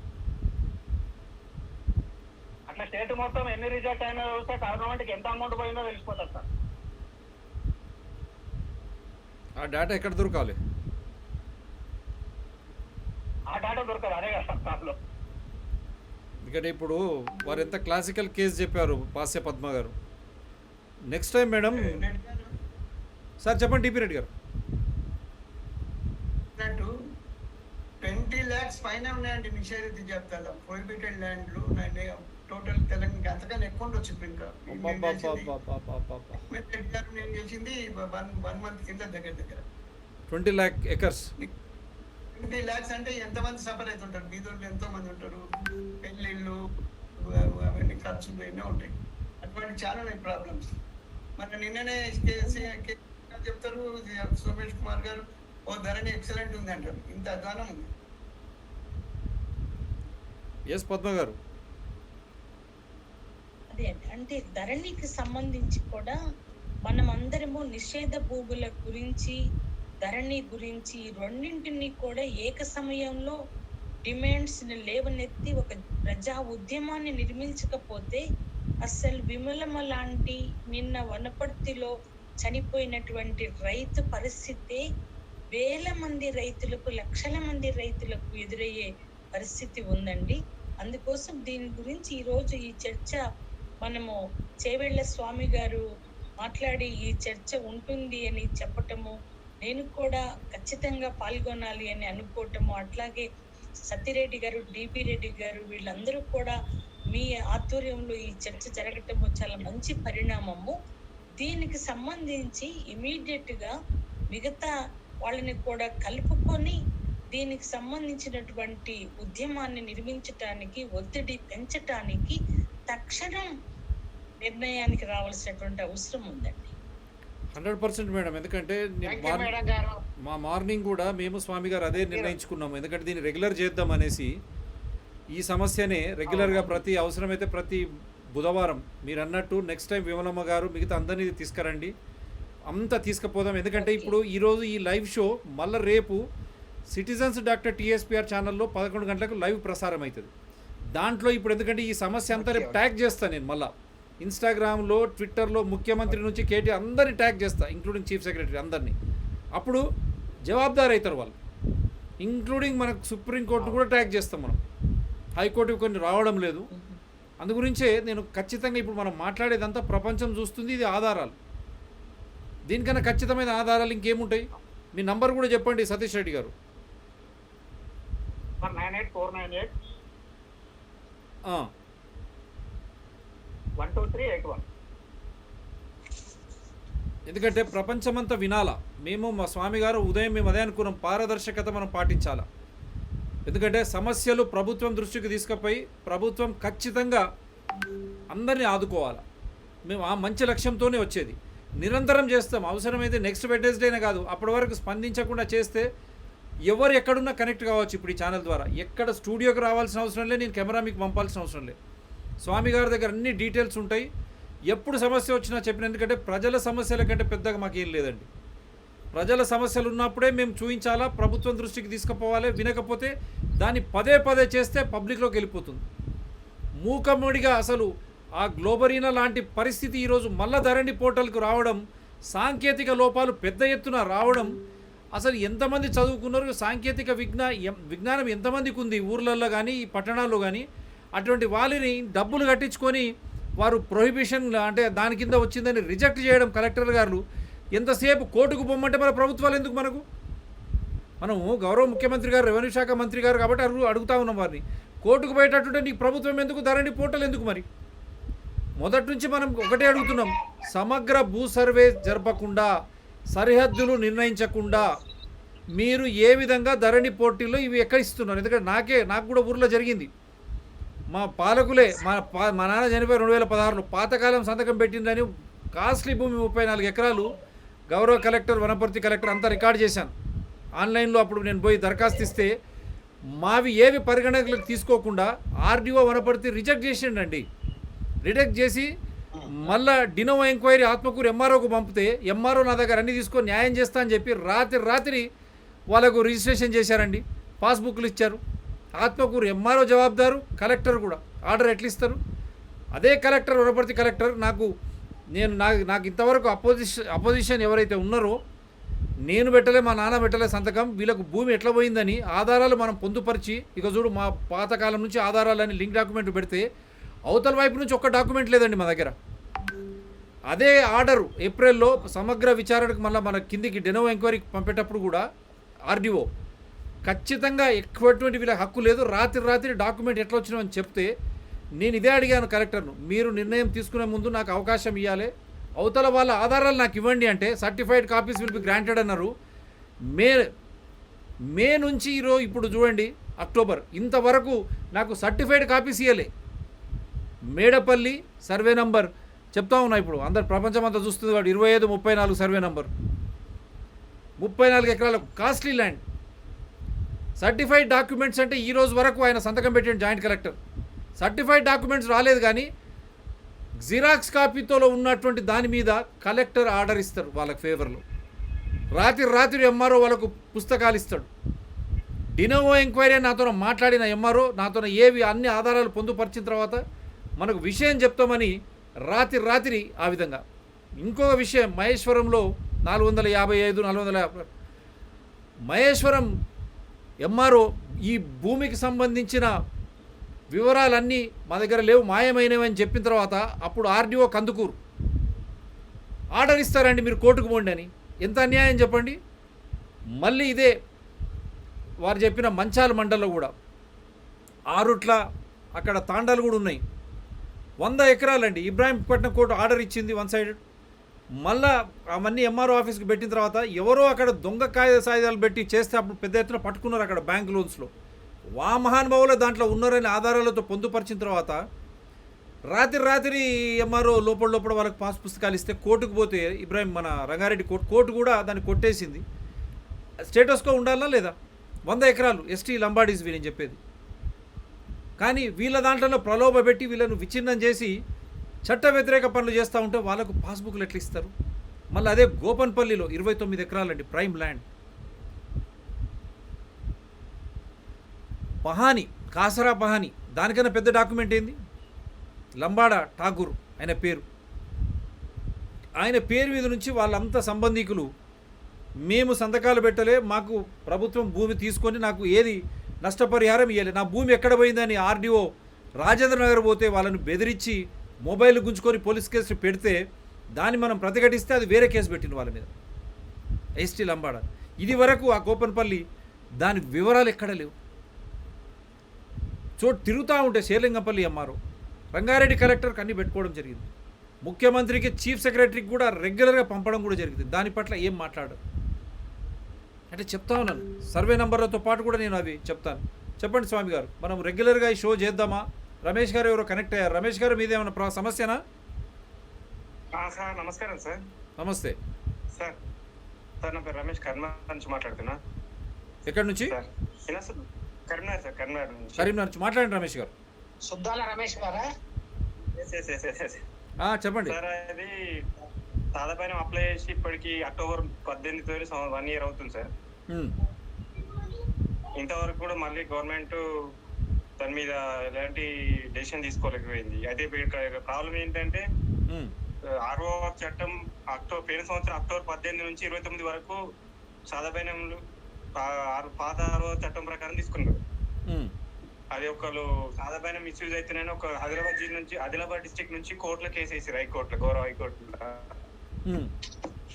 అయితే ఆర్ఓఆర్ కొత్త చట్టం అక్టోబర్ 30 2020లో ఇంప్లిమెంట్ అయింది కదా సార్.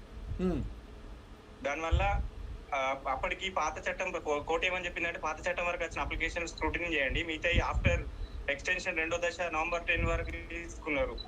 ఆ ఎక్స్టెన్షన్ అయినా తీసుకోవద్దు అప్లికేషన్ అని చెప్పింది. 9 లక్షల మంది వెయిట్ చేస్తారు సార్ సాదాపైన గురించి. ఇంతవరకు కూడా అది ఫైల్ అవుతలేదు. చాలా ఘోరం. ఎందుకంటే ఇప్పుడే మనకు వచ్చిన వార్తనే ఇప్పుడే నేను వాళ్ళు పంపించిండ్రు సర్వే నంబర్లు. ఒకటి ఇబ్రాహీంపట్నంది, అది నేను చెప్పాలి. సర్వే నంబర్లు 576, 77, 78, మళ్ళీ 1456, మళ్ళీ 4, 5, 6, 7 బోడగొండ, ఆరుట్ల, ఎల్లమ్మ తాండ, 100 ఎకరాలు. ఇబ్రాహీంపట్నం కోర్టు ఆర్డర్ ఇచ్చిన తర్వాత, రంగారెడ్డి కోర్టు ఆర్డర్ ఇచ్చిన తర్వాత కూడా దాన్ని ఇంప్లిమెంట్ చేయకుండా అవతల వాళ్ళకు, ఆ అవతల వాళ్ళు ఎవరితో ఆయనకు సంబంధం ఉన్నదో ఆ ఆధారాలతో దొంగ కాగితాలు దొంగవి చేస్తూ ఉంటే ఇబ్రాహీంపట్నం ఏసీపీ ఆఫీస్ అక్కడ కేసులు కూడా ఉన్నాయి, అంతా విదితం. వారికే వీరు ఏ విధంగా ఇచ్చిండ్రు అని ప్రశ్నిస్తే ఇది వరకు దానిపై జవాబు లేదు. కోర్టు ఆర్డర్ కూడా ఉన్నది. ఇంకోటి వాళ్ళు మళ్ళీ అప్పీల్ పోతే అక్కడ కూడా దాని పెండింగ్ ఉంది. అంటే లోపల వాళ్ళు ఏం చేస్తూ ఉన్నారంటే వీళ్ళలోనే అనైక్యత తీసుకొచ్చి లాయర్లను కూడా కొనే ప్రసక్తి, వాళ్ళు మిస్గైడ్ చేయడం ఇది జరుగుతూ ఉంది. అంటే అది ఏం కాదులేండి, వాళ్ళు ఎంత చేసినా అది ఇంతకుముందు అన్ని షోస్ ఆధారాలతో పెట్టున్నాం, ఎవడు చేసినా వాడు జైలుకి పోగా తప్పదు. అంత చెప్తున్నాను మీకు ఆధారాలు. ఎంత చేసినా ఎక్కడికి పోదు. ఇప్పుడు అందరికి అర్థం కావాల్సింది, భయపడకండి. ఫస్ట్ ఈ షో ద్వారా చెప్పేది ఏంటంటే చట్టానికి ఎవరు చుట్టం కాదు. 2016 నవంబర్ 8 పెద్ద నోటు రద్దు తర్వాత అందరూ దొరికిండ్రు, అన్ని పార్టీలు. అది బీజేపీకి ఈరోజు అడ్వాంటేజ్ అయింది. ఏకపక్షంగా మొత్తం దేశమంతా కూడా మేము అనుకున్నాం వారు పెద్ద ఎత్తున ఒక మంచిని ప్రోత్సహిస్తే చాలా బాగుంటుంది. ఎందుకంటే సుప్రీంకోర్టు కూడా ఒక బెంచ్ ఇక్కడ పెట్టమన్నాం. ఏది సివిల్ అండ్ క్రిమినల్. ఎందుకు ఢిల్లీ పోవాలండి? అన్ని ప్రాంతాల్లో పెట్టాలి రాజ్యాంగబద్ధమైన సంస్థలు కూడా. వారు ఇక్కడ పెడితే మనం సుప్రీంకోర్టు ఢిల్లీకి పెట్టుకునే ఖర్చులు మనం ఈ సౌత్ ఇండియాలో ఎక్కడున్నా మనం పోయేదాన్ని ఇది చేసుకోవచ్చు. ఎందుకంటే హైకోర్టులో మీరు చూశారు, ధరణి పట్ల ఎన్ని ఆర్డర్స్ ఇచ్చినా అది ఇంప్లిమెంట్ కాదు, మళ్ళీ దాని పర్యవేక్షణ లేదు. ఎందుకంటే హైకోర్టును తప్పు పట్టాలని కాదు, కానీ ప్రశ్నించే హక్కు ప్రతి సామాన్యుడికి ఉంది. ఇంటర్మీడియట్ విద్యార్థులను మేము పాస్య పద్మ గారు మొత్తుకొని అలసిపోయినాం. త్రిసభ్య కమిటీ వేసిన తర్వాత హైకోర్టు దాన్ని ఇప్పటివరకు పర్యవేక్షణ ఏం చేసింది, రిపోర్ట్ ఏమి ఇచ్చింది, ఏది మాట్లాడదు. గ్లోబరీనాపై ఎందుకు చర్యలు తీసుకోలేదు? మళ్ళీ ఇప్పుడు అదే గ్లోబరీనా లాంటి సంస్థలు ఈరోజు ధరణి పోర్టల్లో ఉన్నాయా? అసలు ధరణి పోర్టల్ ఏ చట్ట ప్రకారము అసెంబ్లీ పాస్ చేసిందా, ఏది చేసింది, ఏ చట్ట ప్రకారము ధరణి పోర్టల్ను వారు చెప్పినారో ఆధారాలతో బయట పెట్టండి. ఎందుకంటే ప్రతి పౌరుడికి సంబంధించినటువంటి తన భూమి వివరాలు దానిలో పొందుపరిచేటప్పుడు వాడు ఎవడు దాన్ని నిర్వహించే బాధ్యత. తప్పిదాలు ఇటువంటివి జరిగితే ఇంటర్మీడియట్ విద్యార్థులకు ఇప్పుడు ధరణిలో పెద్ద ఎత్తున తప్పులు జరుగుతూ ఉన్నాయి. సాంకేతికంగా జరుగుతున్నాయి, రెవెన్యూ పరంగా జరుగుతున్నాయి, ఇంకో విషయంలో కూడా జరుగుతూ ఉన్నాయి. కాబట్టి దీనికి బాధ్యత ఎవరు వహించాలి? ప్లస్ ట్రిబ్యునల్ అన్నారు. ట్రిబ్యునల్ ఎక్కడ? ఇప్పుడు మనం చెప్పాం బీహార్లో మీరు పలానా చోటుకి పోండి, పలానా సమస్య ఈ టైంలో ఇప్పుడు అయిపోతుంది, ఈ ఫీజు గంతే. పారదర్శకత, జవాబుదారితనం ఉంది. ఇక్కడ తెలంగాణలో ఎందుకు లేదు? అన్నిటికన్నా ముఖ్యం, భూ సర్వేలు చేయకుండా, మీరు భూ సర్వే చేయకుండా, సరిహద్దులు నిర్ణయించకుండా, ఆ ఊర్లో ఏ భూములు నిషేధిత భూములు కానీ ఏ భూములకు సమస్యలు ఉన్నాయి. నాదే ఇప్పుడు మేడపల్లి సర్వే నంబర్ 125, 134 ఎవడబ్బ సొమ్ము అని ఎట్లా చేసిండండి? నా తండ్రి సంతకం పెట్టలే, నేను పెట్టలే, తమాషా అయిపోయిందా? మేమంటే కోట్ల చుట్టూ తిరగాలనా? అందుగురించే తెలంగాణ రాష్ట్ర సమితి మీరు దీంట్లో మేనిఫెస్టోలో పెట్టారు మీరు టైటిల్ గ్యారంటీ అని. ఒకసారి ఇచ్చిన తర్వాత ఇన్సూరెన్స్తో పాటు ఆ గ్యారంటీ రేపు పొద్దున ఎవరు ఎక్కడ పోయినా ప్రభుత్వమే భరించాలా. మరి అటువంటి భరించాల్సినటువంటి మీరు మేనిఫెస్టోలో ధరణిలో ఎందుకు కనపడతలేదు? ఎవరికి ఇష్టం వచ్చినట్టు అధికారులు వాళ్ళు చేసుకోవచ్చా? ఎందుకంటే నేను రికార్డ్ చేశాను వనపర్తి కలెక్టర్ ఈరోజు సభాముఖంగా చెప్తా ఉన్నాను. ఈరోజు అది కూడా ప్లే చేస్తాను, ముఖ్యమంత్రికి అందరికి పెట్టాను. అది రాలేదనుకో అది రచ్చ అవుతుంది రేపు. ఏ విధంగా ఒక జిరాక్స్ కాపీ డాక్యుమెంట్ మా నాన్న సంతకం పెట్టిండు పాతకాలం, దానిపై నిర్ణయం ఎట్లా తీసుకుంటారో కలెక్టర్ నాకు ఇంతవరకు సర్టిఫైడ్ డాక్యుమెంట్స్ ఇవ్వకుండా. ఎంత అన్యాయం అండి! కోర్టుకు పోతే చల్తుంది, కానీ కోర్టుకు ఎందుకు పోవాలి? కోర్టు ఖర్చులు ఎవరిస్తారు? మళ్ళీ ఈ మధ్యలో అంతా వ్యధ. ప్రభుత్వ బాధ్యత కాదా? రెవెన్యూ శాఖ మంత్రిగా ముఖ్యమంత్రి గారు జవాబు చెప్పకూడదా? చీఫ్ సెక్రటరీ గారు జవాబు చెప్పకూడదా? ఈ నష్టపరిహారం ఎవరు ఇవ్వాలి? కోర్టుకు పోతే డబ్బులు ఎవరు ఇవ్వాలి? అసలు కోర్టుకు ఎందుకు పోవాలి? ప్రభుత్వ బాధ్యత కాదా? మీ ఎలక్షన్ మేనిఫెస్టోలో టైటిల్ గ్యారంటీ కాదా? దానికి ముందు భూ సర్వే చేయడానికి కూడా కేంద్ర ప్రభుత్వం డబ్బులు ఇచ్చింది. పక్కన రాష్ట్రం కూడా చూడండి, భూ సర్వే పద్ధతి ప్రకారం చేసి సమస్యలు ఉన్న భూములు పక్కకు పెట్టుకుంటూ సమస్య లేని భూములన్నీ కూడా సరిహద్దులతో ఫస్ట్ నిర్ణయించుకొని వాటిని ఎక్కించే ప్రయత్నం. ఇదే పద్ధతి. అటువంటి పద్ధతి కాదని చెప్పి ఇష్టానుసారంగా మీరు అది పెట్టి ఇప్పుడు పెద్ద ఎత్తున ఇప్పుడు కూడా సతీష్ రెడ్డి గారు ప్లస్ విమల గారి పద్మ గారు డిపి రెడ్డి గారు ఆయన నోట్ల నాలుగు ఉండదు, ఆయన భూమిని కూడా రమేష్ గారు ఇప్పుడు చెప్తే సాదా బైనామి. ఇక స్వామి గారు ఇప్పుడు పంపించారు 100 వెళ్ళినాయి మాకు ఇప్పుడే. వాళ్ళందరినీ ఇంకా ఇప్పుడు వద్దని చెప్తున్నాం, ఇప్పుడు కనెక్ట్ అయితే లేట్ అవుతుంది కాబట్టి. ఇన్ని సమస్యలు ఉంటే త్రిసభ్య కమిటీని అపాయింట్ చేసి అసలు అసెంబ్లీలో చర్చ చేయాలని నేను అన్ని పొలిటికల్ పార్టీస్ను, కాంగ్రెస్ కానీ బీజేపీ కానీ సిపిఎం సిపిఐ కానీ టీఆర్ఎస్ ఒకవేళ తప్పిదాలు చేస్తే మీరేం చేస్తూ ఉన్నారు? ఖాళీ మచ్చకు మాట్లాడిపోతే అయిపోతుందా? ఈ సమస్యలు ఈ జరుగుతున్న హుజరాబాద్ బై ఎలక్షన్లో ఈ ధరణి సమస్య పెద్ద ఎత్తున ఎందుకు రాలేదు? ఇది కదా సమస్య కావాలి. కరీంనగర్లో మైన్స్ చూసాం మనం, ఆధారాలతో అక్కడ బీజేపీ టౌన్ ప్రెసిడెంటే పెడితే అతని మీద కేసులు పెట్టి అతను భయపెట్టిస్తూ ఉన్నారు. స్వయాన మైన్స్ ఏ విధంగా తరలించుకుపోతున్నారు మన సహజ వనరులు చైనాకు. ప్రభుత్వమే కదా, కేంద్ర ప్రభుత్వమే దాని మీద ఎంక్వైరీ చేసింది, ఈడీ ఎంక్వైరీ. అది చర్చకు రాదు. అవినీతి చర్చకు రాదు, ప్రజా సమస్యలు చర్చకు రావు. అటువంటి ఉప ఎన్నిక ఇదే ప్రభుత్వానికి లాభం చేకూరుస్తుందా? రాజకీయ పార్టీలు కూడా జవాబు చెప్పాల్సినటువంటి అవస్థ. ఎందుకంటే ప్రతి గ్రామంలో ప్రతి రైతు కానీ, కొనుక్కున్నటువంటి మధ్యతరగతి కుటుంబీకుడు కానీ, ప్రతి ఒక్కడు ఈరోజు ఎంఆర్ఓ చుట్టూ తిరగాలి, కలెక్టర్ చుట్టూ తిరగాలి. ఏంది తమాషానా? ప్రజాస్వామ్యంలో మర్చిపోకూడదు, ఇది గణతంత్ర దేశం. ప్రతి పౌరుడు ఒక రాజ్యాంగ శక్తి, రాజ్యాంగ వ్యవస్థ ప్రతి పౌరుడు. ఆ పౌరుడు కట్టే పన్నుల ద్వారానే కేంద్రం కానీ రాష్ట్రం కానీ నడవాలా. అది ప్రజాహితంలో పారదర్శకంగా జవాబుదారితనంతో. లాస్ట్ ఒక్కొక్క పాయింట్ చెప్పి ముగిద్దాం మేడం. మళ్ళీ నెక్స్ట్ వెడ్నెస్డే కూడా తీసుకుందాం. ఎస్ పాస్య పద్మ గారు, తర్వాత అందరు ఒక్కొక్క మాట చెప్పని స్వామి గారు ముగిస్తారు. సార్ ఇంకో ఇష్యూ సార్. చెప్పండి. సార్ ఒక సర్వే నెంబర్ లో సగం ప్లాట్లు అయినాయి అనుకో, మిగతా సగం అగ్రికల్చర్ ల్యాండ్ ఉన్నదాన్ని కూడా నాలాకింగ్ చేసేసారు సార్. అవును, మళ్ళీ చెప్పండి. సగం సార్ ఒక సర్వే నెంబర్ లో సగం ల్యాండ్ ప్లాట్లు అయినాయి అనుకోండి, మిగతా ల్యాండ్ కూడా అగ్రికల్చర్ ల్యాండ్ కూడా ట్రాన్సాక్షన్ కర్నీలో. ఓహో.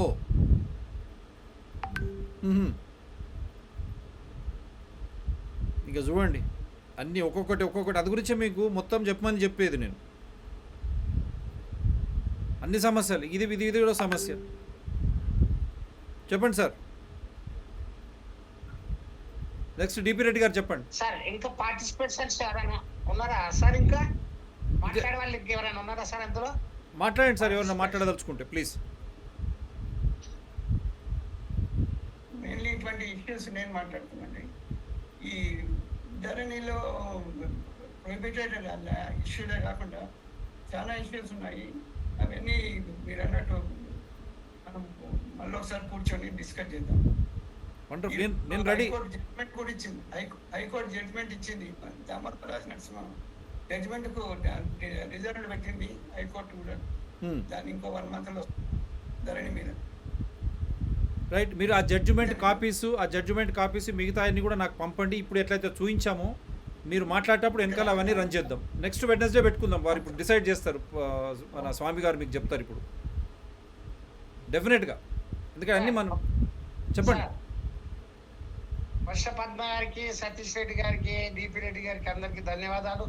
పాల్గొన్న వీక్షిస్తున్నటువంటి ప్రేక్షకులకు కూడా ధన్యవాదాలు. మేడం గారు మీరు అన్నట్టుగా వీక్లీ 1 time ఏదో ఒకటి డిసైడ్ చేసి ఈ సమస్యలను మనం డిస్ప్లే చేస్తూ డాక్యుమెంట్ బాధితుడు కూడా పార్టిసిపేట్ చేస్తే బాగుంటది, అతను డాక్యుమెంట్ డిస్ప్లే చేస్తే బాగుంటది అని చెప్పి కోరుకుంటూ, మరి నెక్స్ట్ వీక్ టైం డిసైడ్ చేసి అందరికీ ఇన్ఫార్మ్ చేస్తారు. మరి అందరు పాల్గొనవలసిందిగా కోరుతున్నాం. మరి అట్లాగే మన శివప్రసాద్ రెడ్డి గారికి ప్రత్యేకంగా ధన్యవాదాలు. మరి ఎంత చక్కగా ఇన్ని సమస్యలను కూలంకషంగా మీడియా ద్వారా ప్రభుత్వానికి అందజేయడానికి ముందుకు వచ్చినటువంటి డాక్టర్ ప్రసాద్ రెడ్డి గారికి ధన్యవాదాలు తెలియజేస్తూ ముగిస్తున్నాం మేడం. డెఫినెట్గా యా, మీరు అందరికి కూడా మళ్ళీ ఒకసారి ధన్యవాదాలు.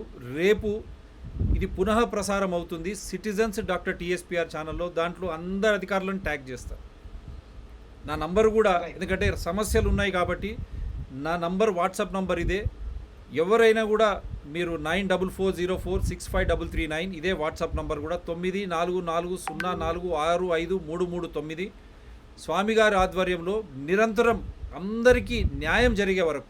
ఎందుకంటే ప్రభుత్వమే దీన్ని పరిష్కరించాలి కాబట్టి, పాలకులే దీన్ని పరిష్కరించాలి కాబట్టి, ఆధారాలతో మనము ప్రభుత్వానికి మనం విన్నవించుకుంటే ఇప్పటికైనా చలనం వచ్చి దీన్ని ఒక పద్ధతి ప్రకారం, ఒక సమగ్రమైనటువంటి భూ సర్వే, సరిహద్దులతో కూడినటువంటి ఒక మంచి ఆలోచనతో ఈ ధరణిని నిషేధిస్తారా, ఏం చేస్తారా చేసి సమస్యలు లేని భూములని ముందు తీసుకోండి. ఆ పద్ధతిలో పారదర్శకత, జవాబుదారితనంతో టీఆర్ఎస్ మేనిఫెస్టోలో పెట్టుకున్నటువంటి టైటిల్ గ్యారంటీ కూడా మీరు ఇవ్వాల్సిన బాధ్యత మీపై ఉందని మళ్ళొక్కసారి గుర్తు చేస్తూ, రెవెన్యూ శాఖ మాత్యులు, విపత్తు నివారణ శాఖ మాత్యులు కూడా మీరే, గౌరవ ముఖ్యమంత్రి చంద్రశేఖరరావు గారు కాబట్టి దీని అదేవిధంగా కల్వకుంట్ల తారక రామారావు గారు ఐటీ సాంకేతిక పరిజ్ఞానం వల్లనే ఈ పెద్ద లోపాలు వస్తున్నవని కూడా ఇప్పుడు ముందుకు వచ్చింది. మళ్ళీ గ్లోబరీనా ఉందా, గ్లోబరీనా లాంటి సంస్థలు ఉన్నాయా దీని వెనకాల, దీనికి చట్టబద్ధత ఏంది, దీనికి గ్యారంటీ ఏ విధంగా ఇస్తారు, రేపు పొద్దున మనం అక్కడ పొందుపరిస్తే మన భవిష్యత్తు వాళ్ళ చేతిలో పెట్టినట్టే. మన ప్రాణాలు ఇప్పుడే కాదు, వర్తమాన భవిష్యత్తు కూడా ఈ భూములపై చాలామందికి వారి సంపదలన్నీ కూడా దానిపై ఉంటాయి. కాబట్టి రైతు నుంచి మొదలు పెడితే పౌరుడి మధ్యతరగతి కుటుంబీకుడి వరకు మరి ఇవన్నీ ఈ సైట్లో పెట్టడం ద్వారా ఏమి గ్యారంటీ ఇస్తుంది ప్రభుత్వం, ఎవరికి నష్టం జరగదని ఏం గ్యారంటీ ఇస్తుంది? వారు చెప్పినట్టు మీరు ఇది నకలు కానీ మిగతావి రికార్డ్స్ పహానీలు లాంటివి ఏమైనా పెడుతూ ఉన్నారా? రేపు కోర్టుకు పోవాలన్నా ఏది పోవాలన్నా మంచి మంచి వెబ్సైట్లే హ్యాక్ అవుతూ ఉన్నాయి. అటువంటి తరుణంలో మరి మీరు రాతపూర్వకంగా దాన్ని కూడా చట్టబద్ధత వారి సంతకాలు కానీ అవన్నీ తీసుకొని అటువంటి ఆ రికార్డు కూడా స్టాండ్ బై రికార్డు కూడా ఏమైనా పెడతా ఉన్నారా? ఇన్ని సమస్యలు ఈరోజు లేవనెత్తినాం. దానికి త్రిసభ్య కమిటీ వేసి మీరే దులుపుకున్నారని పత్రికలో వార్తలు. దీనికి ఏం న్యాయం చేస్తారు? కలెక్టర్లు కూడా ఈ విధంగా వారు సమస్యను గుర్తించకుండా 2500 కట్టించుకొని రిజెక్ట్ చేయడం వల్ల ఆ డబ్బులన్నీ తిరిగి రాలేనటువంటి పరిస్థితి ఉన్నది. కాబట్టి దానికి ఏం పరిష్కారం చూపిస్తారు? మళ్ళీ నిషేధిత భూముల జాబితా పరిస్థితి ఏంది, సమస్యలు ఉన్నట్టు జాబితా పరిస్థితి ఏంది? రెవెన్యూ అధికారులు ఒకరికే కొమ్ము కాసి నా విషయంలో కానీ గోపన్పల్లి భూములు, అదేవిధంగా ఆరుట్ల తర్వాత ఇప్పుడు వారు కూడా ఇన్ని సమస్యలు ఉన్న భూములు ఈ విధంగా దిక్కు దివాన లేనటువంటి పరిస్థితుల్లో ఉండి మీరు కోర్టుకు పోండి అంటే అక్కడ కూడా ప్రత్యక్ష సాక్ష్యం చూపించాం. మహేశ్వరంలో భూమి రికార్డులు మాయమైనా కానీ కందకూరు అప్పుడు ఆర్డీఓ మీరు కోర్టుకు పోండి అంటాడు. ఎవడిస్తాడా ఆ డబ్బులు?